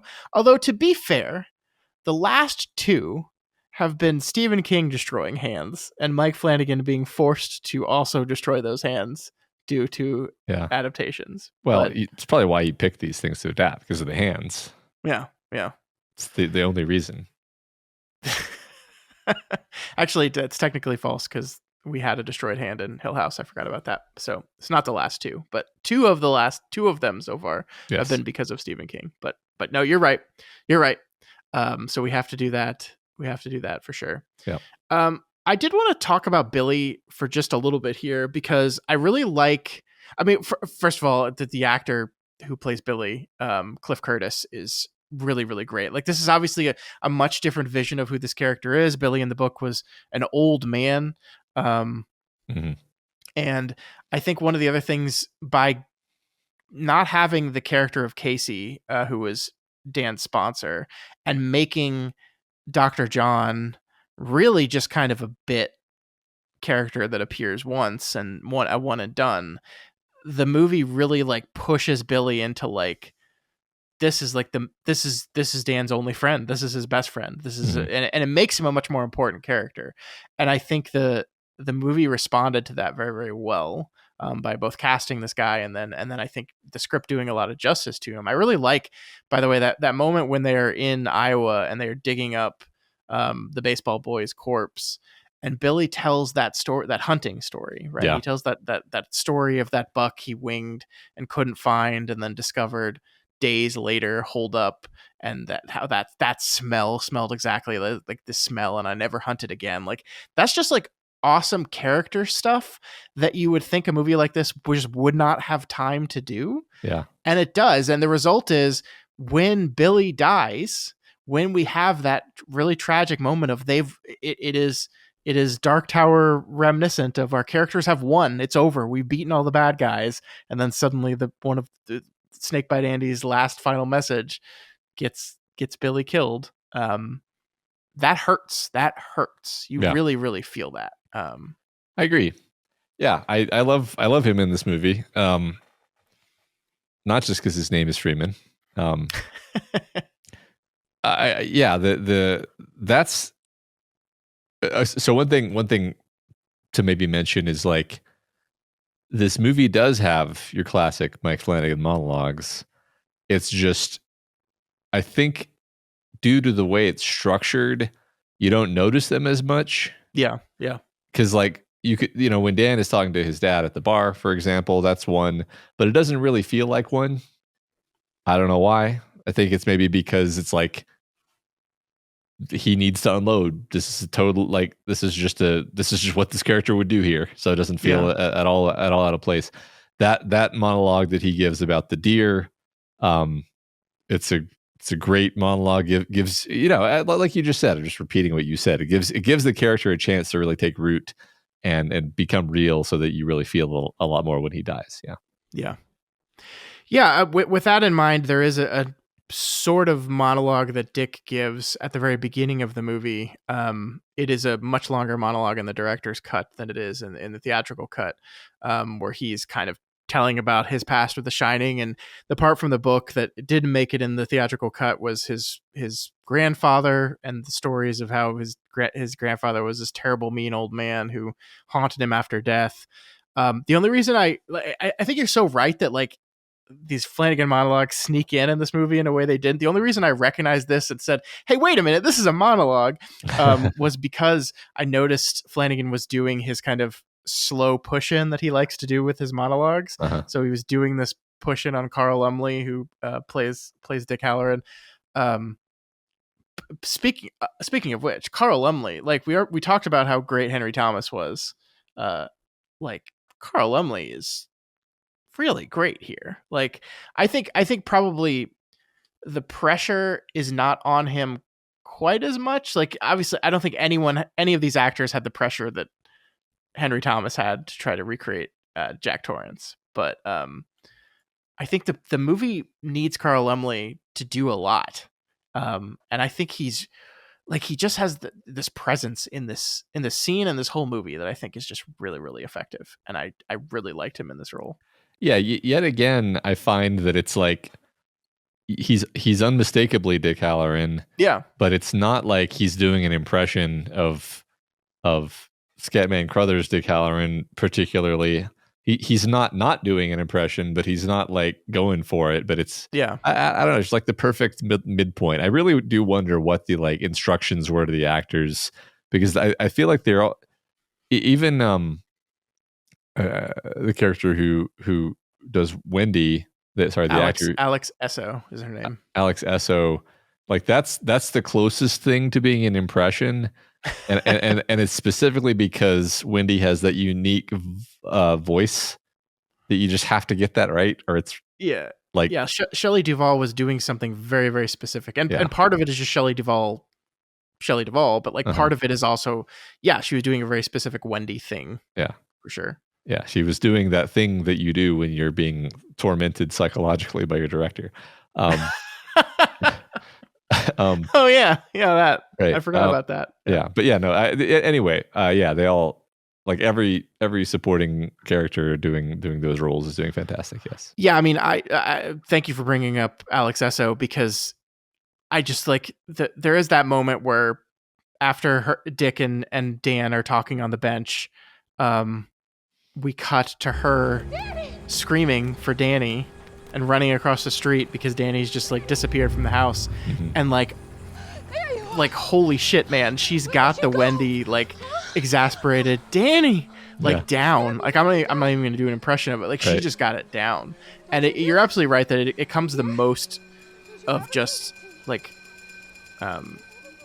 caricature, but it's still not though. Like I think it just like it's just she is just being Wendy Torrance in a very specific kind of way, and like it just works, man. Like it just like they like, once again they chose the maybe cheaper but more difficult route of recasting and figuring out how that's going to work, and they just at every turn they nailed it every single time. Yeah.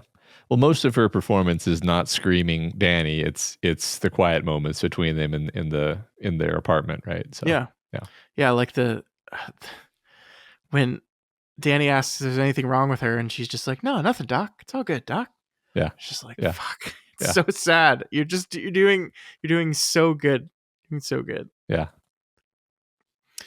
One of the other things I wanted to talk about was Abra and the spoons. I like that scene a whole lot. One of the things I really like about the scene is the editing of the scene. So we have this moment where they go into the room and Lucy has noticed that the spoons before Dave. He eventually notices, and then Abra pops in, says her abracadabra, and she's got this big, huge, excited smile on her face. And then Flanagan cuts to the parents, who have a look of absolute abject terror on their face. And we cut back to Abra. And I thought the interesting editing choice here was not like one version of this is you cut back to Abra and you see that smile turn into a frown, where she realizes, oh, I've done something to upset them. But what Flanagan does is he cuts back to her and the smile's already gone. It's just like we've already transitioned to the frown or the look of concern or sadness or whatever. And I don't know, I just found that editing choice really, really powerful and persuasive. It's just this moment, this real sad moment of establishing, of doing work to establish what Abra's norm is going to be, of like, these things I do scare these people and I have to change in order to not do that anymore.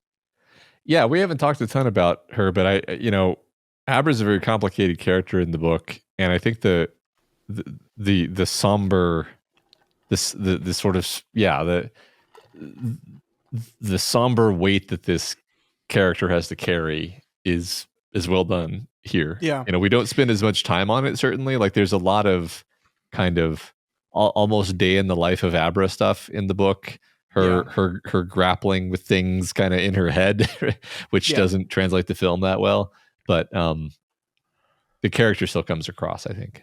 We definitely don't do the should we or should we not be worried about her stuff that the book does. Like the really playing up the anger and the arrogance is really not part of what this story is in the movie adaptation, and that's fine. Am I a little sad to lose some of it? Yeah, but I think it's a fair choice, because one of my critiques of the book is that it doesn't ultimately really go anywhere in the book outside of just, you need to be careful because you have Torrance blood in you, and that's the end of it.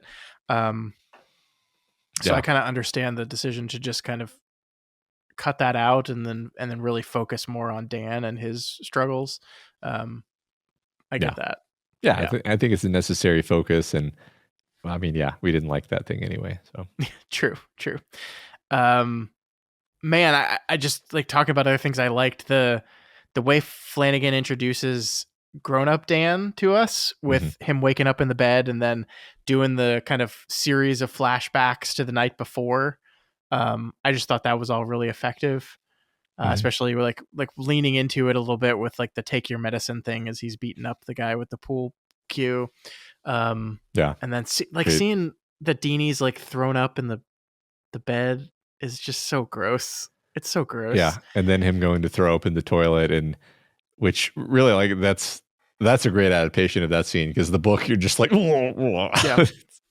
Hey, did you notice that the scene where he throws up in the toilet, the camera is positioned in such a way that Dan is in the exact same physical position that Jack Torrance is in when he is trying to get out of the pantry that Wendy has locked him in? It's the same shot. It's the exact same That's shot. great. I can see it now. Yeah, that's great. Yeah. Flanagan does that a lot throughout this movie, by the way. There are like not just the moments where he's recreating Kubrick's style in the scenes in the Overlook itself, but he does like construct scenes multiple times to call back to how things were done in The Shining. I mean, I think the biggest and most obvious example of that is when he is sitting down with Dr. John after he tells him how to find the watch. That entire room is basically a recreation of the room that Jack interviewed with I forget the name of the character, but the owner of the Overlook, where he interviewed with him for the position. That like it's the same scene, like like down to where the cuts are, where the camera angles are, the set dressing of the room. It's the same scene, which is really funny because like once again, that's like a style and visual choice and a tone choice that almost doesn't match, because like in the tone of those two scenes are totally different, right? This is Jack being kind of an arrogant asshole but getting the job, and then this is Danny like having a conversation with someone who ends up being one of his greatest supporters. I think it's just really interesting how he's taking the visual language of the scene and then like turning the outcome of the scene on its head in a lot of ways. Yeah. And I think giving us this pervasive sense of unease about where things are going at the same time. Right. Well, that particular scene, it's not like we're saying something sinister about Dr. John, but it's you know, is that that's the scene where John asks him, like, you know, what do you want to do here? You know, what are you doing here? And it's like, you got to make a choice. And then it is kind of in a sense, it is his interview. You know, it literally is his interview. It's his interview to work at the hospital, really, right? Yeah. So basically, yeah. Bruce Greenwood, Dr. John. Another Flanagan standby. I like to think that the accent, because he's doing like a Boston accent thing. I like to think that the accent was just Bruce Greenwood's idea, because there's like no reason why the character needs an accent. Yeah. It's like, I'm gonna do something. Yeah. It's a serviceable accent. I am not from Boston, so I'm sure a Bostonian would agree or disagree. Actually, I'm not even 100% confident it's supposed to be a Boston accent. Maybe he just talks that way. He's Canadian. No, he doesn't talk that way.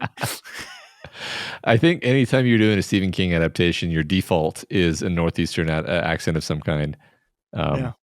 Fair. One thing I noticed that I hadn't noticed on any previous viewings is we're just listing things we liked, right? So the canisters, the canisters that are full, they all have little tchotchkes on them, which are basically like souvenirs from the dead kids. And one of them, I'm pretty sure, had like one of those old-fashioned Boy Scout ribbons with the pins on it. And that, like, I don't know, for some reason noticing that made me even more like, you know, enraged because it's like they've decorated them with the memorabilia of the dead kid that they murdered. Yeah. It's awful, and that's such a Rose thing to do, actually.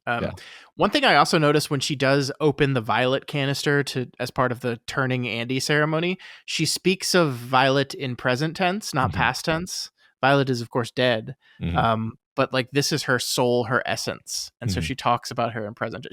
It's not that she tasted like flowers; she tastes like flowers, and I thought this part of like, that's her. Fuck you, monsters. Yeah. Like, I think we've like maybe intentionally strayed away from talking about the Jacob Tremblay, Bradley Trevor murder scene, because it's so horrifyingly awful. Yeah. But let's just say for the record, like that really fucked me up. Like that was awful. Like Jacob Tremblay, the way he pleads for his life, the way like, are you gonna hurt me? Yes, and then like it's so fucking awful. And then you have like fucking Barry the Chunk, like number 19. Oh, you were good, kid. Like just they're so fucking cavalier about it. It's just it's awful. Yeah, it's easy to get hyperbolic, but like I can't think of a better performance of fear and terror. Yeah, off the top of my head. Like we've watched 10 million movies. I can't think of a movie where I was more persuaded. Like that is a terrified human being. Yeah, there's something, like really like perfect acting. It just like touches you here in behind your sternum, involuntarily. Like you're not even processing it. It's just hitting you. That's what that was, and it was a kid. It was the kid just doing it.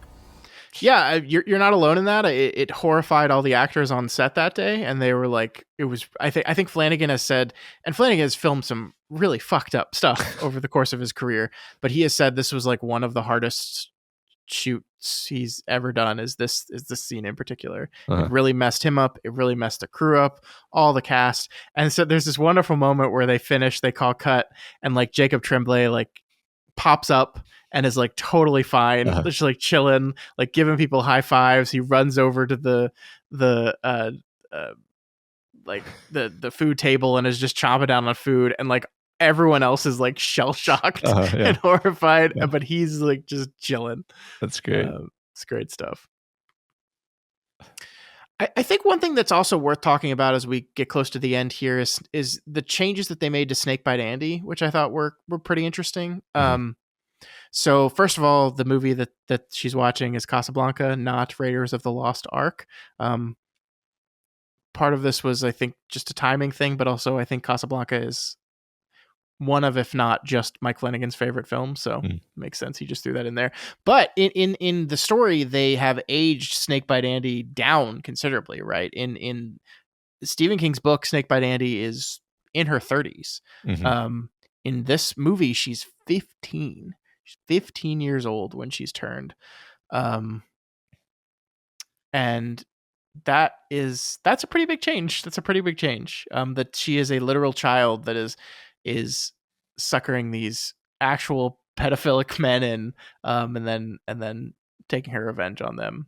And I don't know why, but like the Rebecca Ferguson line read of like, gravity hasn't even noticed you.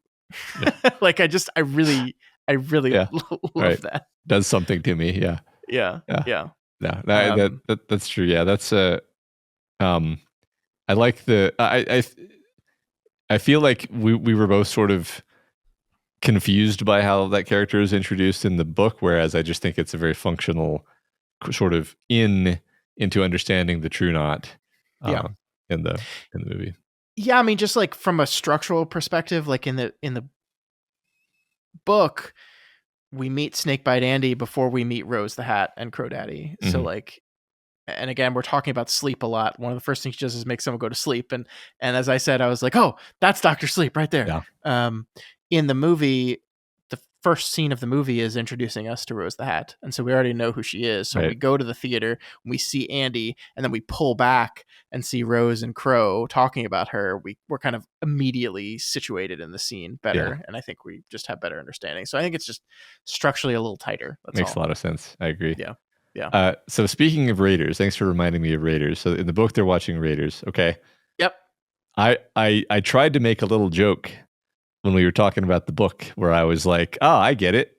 We're setting up what happens at the end of the book where a sarcophagus shaped object is opened and ghosts jump out and kill the bad guys, which is obviously what's going to happen at the end of this book. And then that doesn't happen at the end of the book. I mean, although it happens, you could argue one gets one person. So yeah, well, well, yes, that's true. And then also you could argue that kind of a similar thing is happening with Conchetta's theme, but it's not as photogenic you know, Sure, because it's a book, I suppose. But like, yeah, I Raiders in the book was setting up the ending of the movie. Is my point. Yeah. But what is Casablanca setting up? The character dying tragically at the end. I don't know. You haven't watched Casablanca in a while, have you? No, I haven't. Yeah, I don't actually have an answer. I mean, do you? What do you think? Other than, is there anything to it other than just Mike Flanagan loves this movie? I think that's it. I mean, Okay. you could maybe talk about time a little bit. Like, there's, anything would be stretching. Yeah, with mine. sure. So time or something like that. Yeah. Yeah. Yeah, I think that's everything I wanted to say. One more thing. We have to mention the Dark Tower connections just so people can say we forgot to mention the Dark Tower connections. Yeah. It spells Ka above Abra's bed, which we now have a piece of merch that is that spelling of Ka. Yeah, with the balloon animal. A balloon animal, and the other is just an A. And for Abra, and it spells Ka. DukeMedia.myshopify.com. Check it out there. That's right. The bus they take is Tet Transit. I don't know if you caught that. Did not.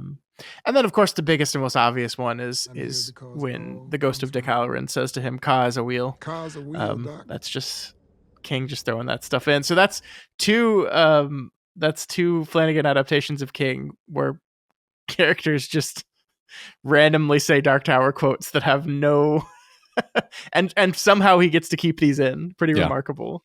Because in Gerald's game, what was it that Bruce Greenwood said in Gerald's game? Was it all things serve the beam? Yeah, all things serve the beam. Yeah. He's got to fit all the greatest hits in there. Yeah. It is pretty remarkable that like there's never a moment of like, wait, what did that part mean? Oh, it's like a Dark Tower reference. Oh. Okay. Can we maybe lose that? No, they always make it. I think he probably has like 5 or 6 per movie that get cut. You know. I think it is just like if you're trying to like weigh the importance of something like that, which of course means nothing to someone who doesn't understand it. Like that is just a gimme for your constant readers, for your fans. That they will enjoy the freaking heck out of. So that's a good point. It's like, look, this is for us, you know. Then you feel so much more bought in. Yeah, I agree. Yeah. I don't think I mentioned we were talking about this earlier, but I think it was before we hit record. So just to say that Danny Lloyd, who originally played Danny in the Kubrick version of The Shining, is in this movie.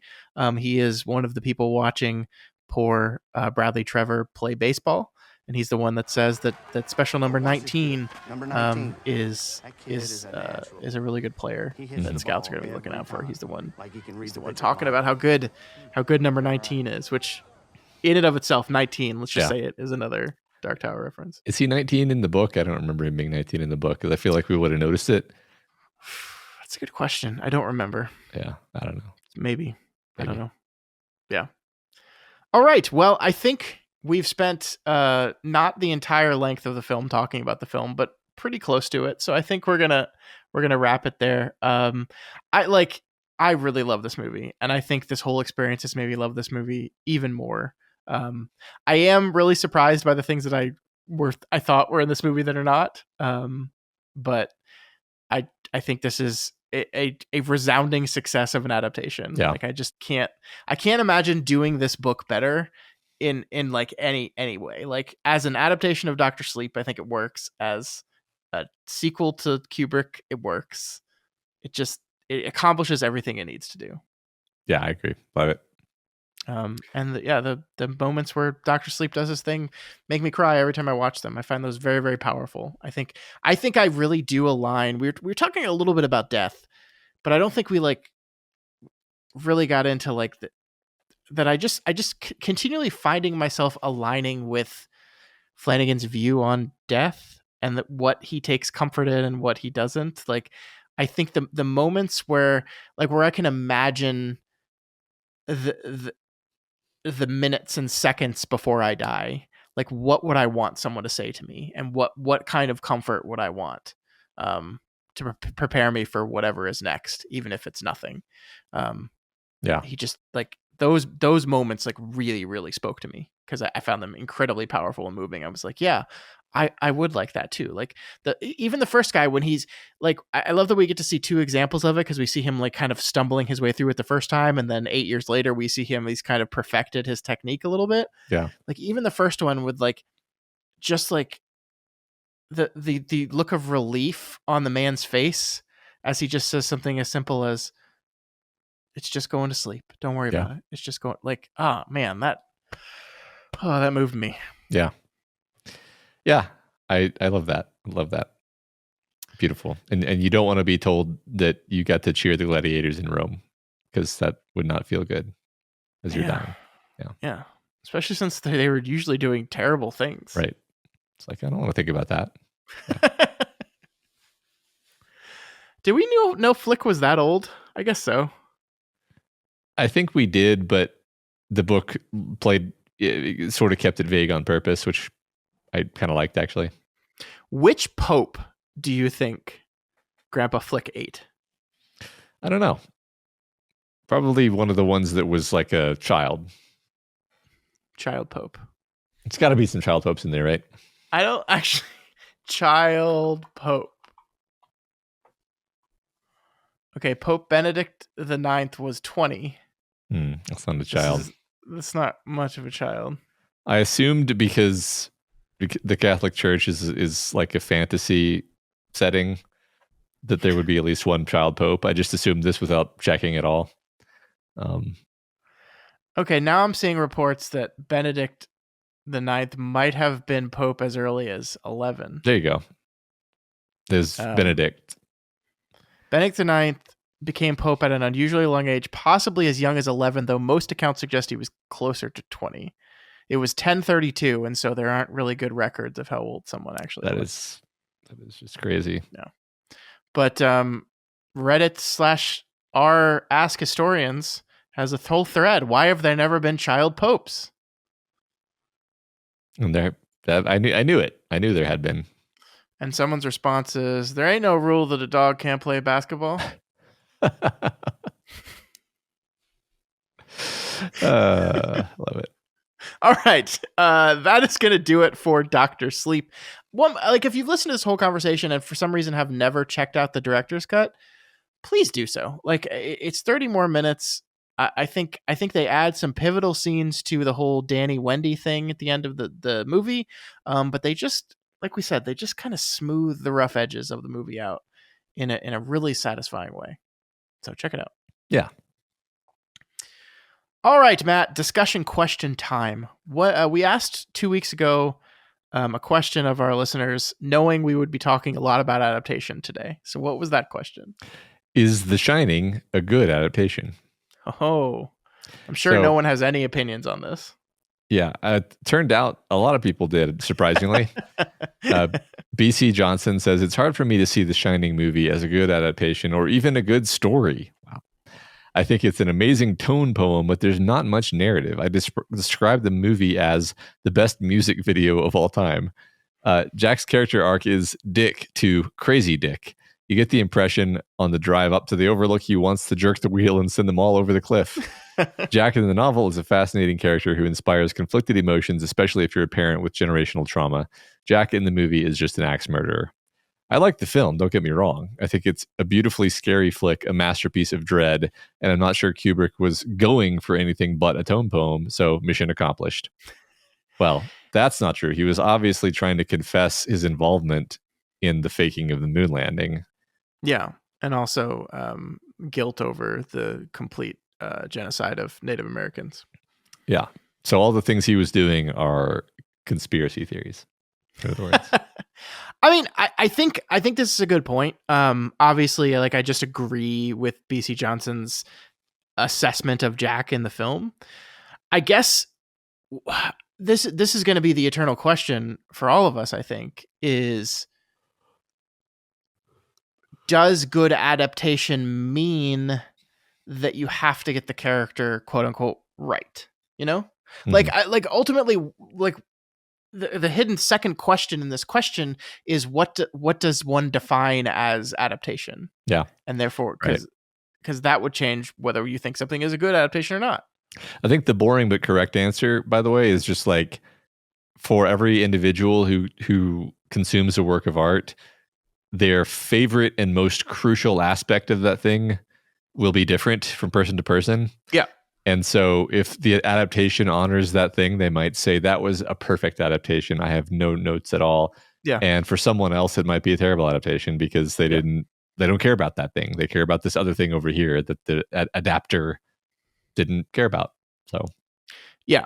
I mean, my take on this as we get into the next answer, my take on this is essentially like, I have my book and I love to read the book, and the book is very, very good. And so if someone is going to adapt something, I want to see Stanley Kubrick's version of The Shining.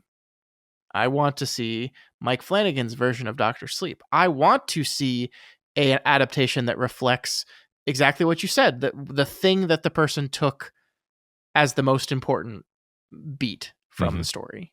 The thing that when I read this or watched this or whatever, this is what it made me feel, and this is what it did to me, and this is what it made me want to recreate and share. That's what I want to see. And does that ultimately sometimes result in adaptations that stray very, very far from the source material?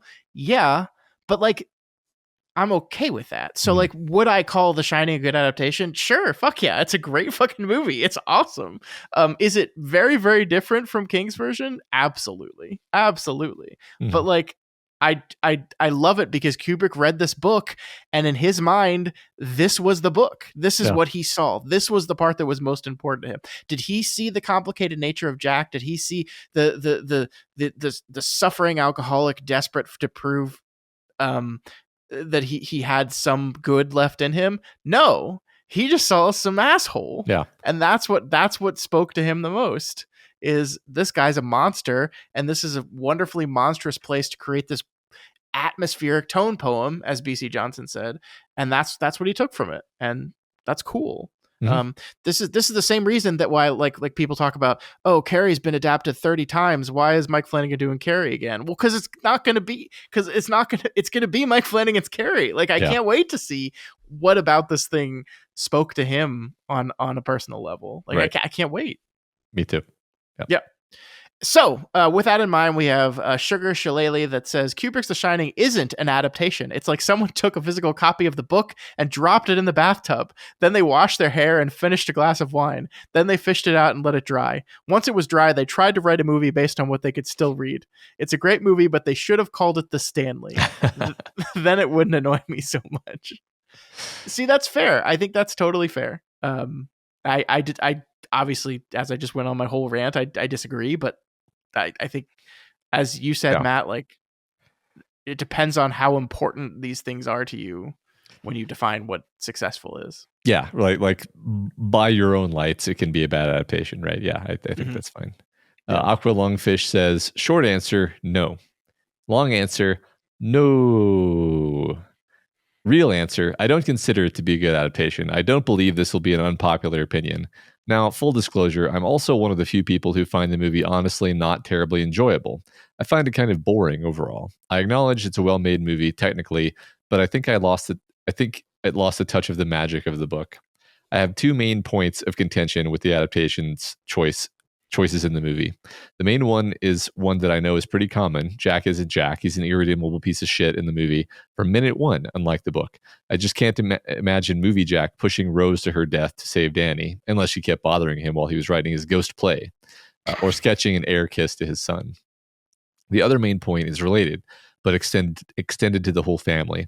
They don't really feel like a family at any point. The movie loses any moments of downtime, regular life, or happiness from the book. No Danny learning to read, no hikes or picnics or playing on the lawn, and famously, Jack does not do a single moment of caretaking. There is a blood elevator though, so it all balances out. We all know that The Shining is the best. that The Shining is the best adaptation anyway, and all in only 10-ish minutes at that. Well, yes, that's true. We did agree to that part. I completely agree. By the way, that like, the version of Jack that exists in Kubrick's book would not like save Danny and I think we talked about that specifically. Like, that would not have worked for this version of the story. So the idea of them not feeling like a family, like that's you're 100% right, but like that's exactly what Kubrick is doing. Is like the horror of the movie is actually just you're trapped in a remote location with your husband who actually hates you, and you kind of knew that already, but you kind of didn't want to look at that fact. And then the supernatural stuff, as far as the movie is concerned, may not even be happening. It's actually kind of irrelevant. Like the horror is Jack, a man with an axe, you know? Like that's the actual source of the fear in the book, in the movie. Yeah. So I mean, the only part where I'd push back against that is I do like, I agree. Like Jack and Wendy do not feel like a married couple. Jack does not feel like a father either. I do think there are moments that Kubrick like allows us to see Wendy and Danny's relationship. I'm thinking of them wandering through the hedge maze together, which like ends up being a creepy scene because we see Jack creepily standing over the copy of the hedge maze, but to go into it, but there's like, they're playing and having fun. And then like, there are moments of, I think, warmth and love between those two characters. But I agree. Like the horror of this thing, as you said, is that this kind of broken, damaged person like destroys the whole concept of family. Like he just, the family is fundamentally destroyed. Yeah. All right. Amaranth Phantom says, I think Kubrick's movie is a perfectly fine adaptation, and I disagree with the idea that the primary marker of a good adaptation is faithfulness to the source material. There's a line, of course, I see you, Stephen King's Lawnmower Man, but we all bring ourselves to the media we consume. And I think, okay, Matt, I should have like read this answer before I went on my whole diatribe, because I think Amaranth is going to agree with me. Okay. Primarily here, but I'll keep going. And I think adaptations are, we all bring ourselves to the media we consume. And I think adaptations are a fascinating look at what someone found personally meaningful in a story and what their priorities are. As someone else said in this thread, the center of Kubrick's creation is Wendy. Despite this, I still think the movie is a better adaptation of the book than the miniseries. And generally speaking, King stories benefit from adaptational changes due to how internal many of them are. This is speculative, but I can't help but suspect that a lot of King's vocal dislike of Nicholson's portrayal is due to how deeply sympathetic King is to Jack Torrance. It was very hard not to read Jan's generosity towards his dad as a little of the author's influence shining through. I imagine it's very painful to put some of yourself into a complex character and see that character flattened as a monster. I feel for Steve here. Also, while Steve is obviously right that the two Jack Torrances are different, I do wonder if we King fans would all talk about this as often if he hadn't been so vocal. Anyway, great adaptation. Yeah. I just agree with everything here. Yeah. What Amaranth said. Yeah. I think that last point I think is probably one of the most interesting ones to me, that like sometimes we're so desperate for like nuggets of things from authors on like what is important and what should we pay attention to, that we latch onto things. I think one of the things that I hear about Stephen King the most is that he hates The Shining. It's like one of the most oft repeated things ever, is that like Stephen King hates Kubrick's The Shining. He hates it. And like, it's certainly true that he spoke negatively about it in the past. I think even King would admit that his opinions on it have, his outrage towards it has cooled a little bit over the years. And like I think it's like the first thing that I think a lot of people say when they're trying to make the argument that Kubrick's The Shining isn't a masterpiece is like, well, Stephen King didn't even like it and he wrote the book. And I'm like, okay. Yeah. It's definitely just an incredibly good movie. I think so. So the note earlier in a previous comment about it being boring, I kind of, if I watch it now, I can feel bored watching it. But I had the experience of watching with my kids the other day for their first viewing, and damn, dude, that's intense. So here's the thing, like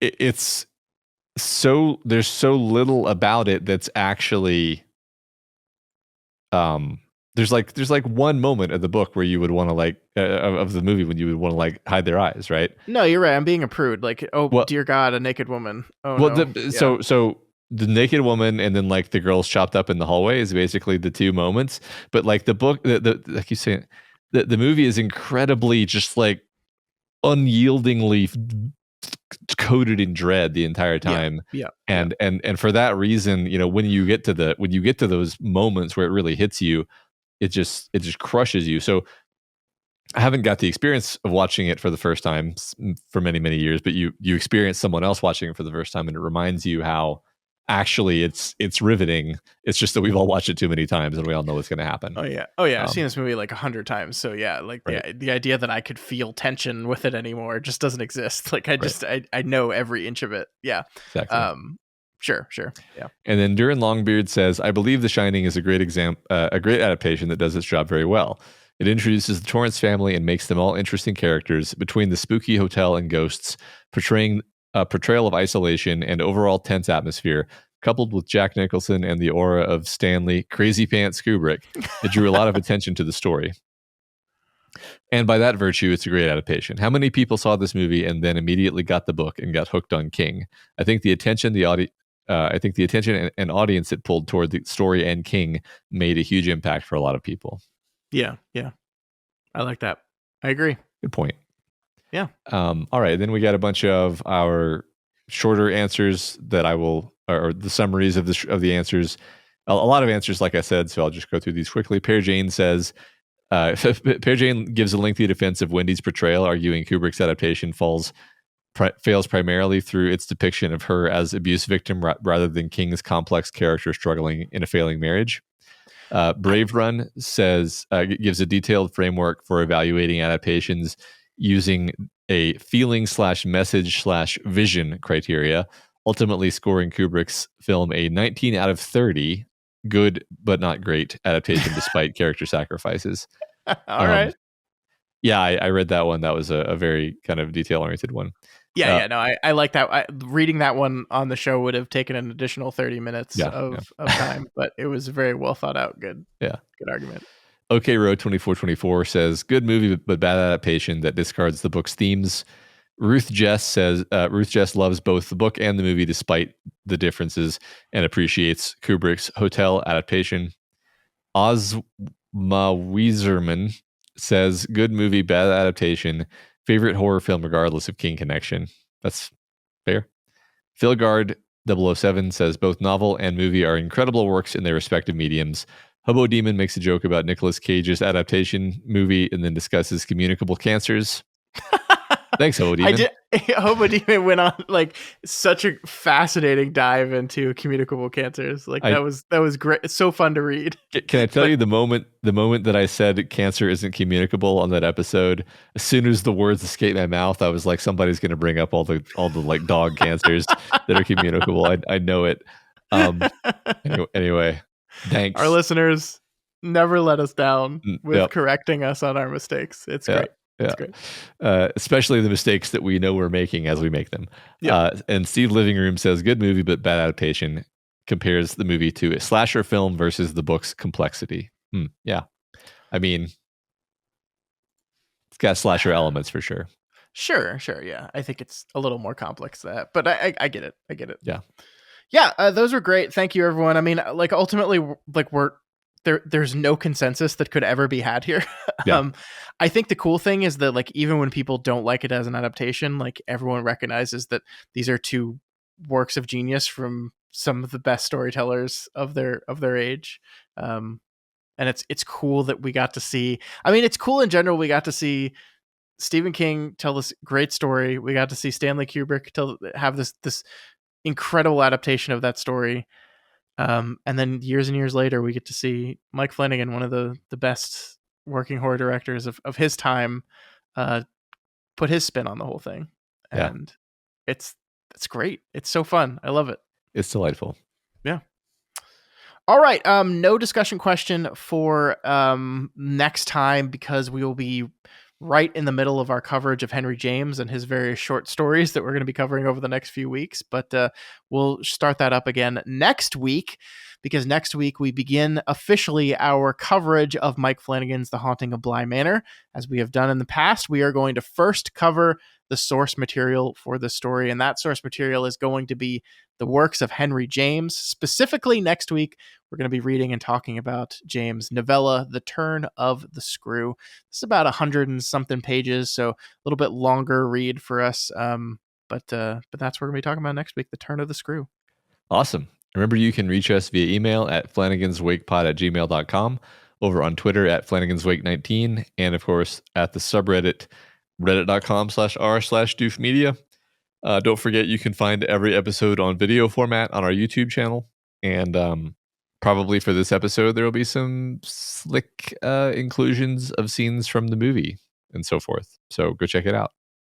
Yeah, if you for some reason watched this whole thing without watching it, time to listen again with all that. Unless YouTube gets mad at us again. That's a fair thought. Yeah.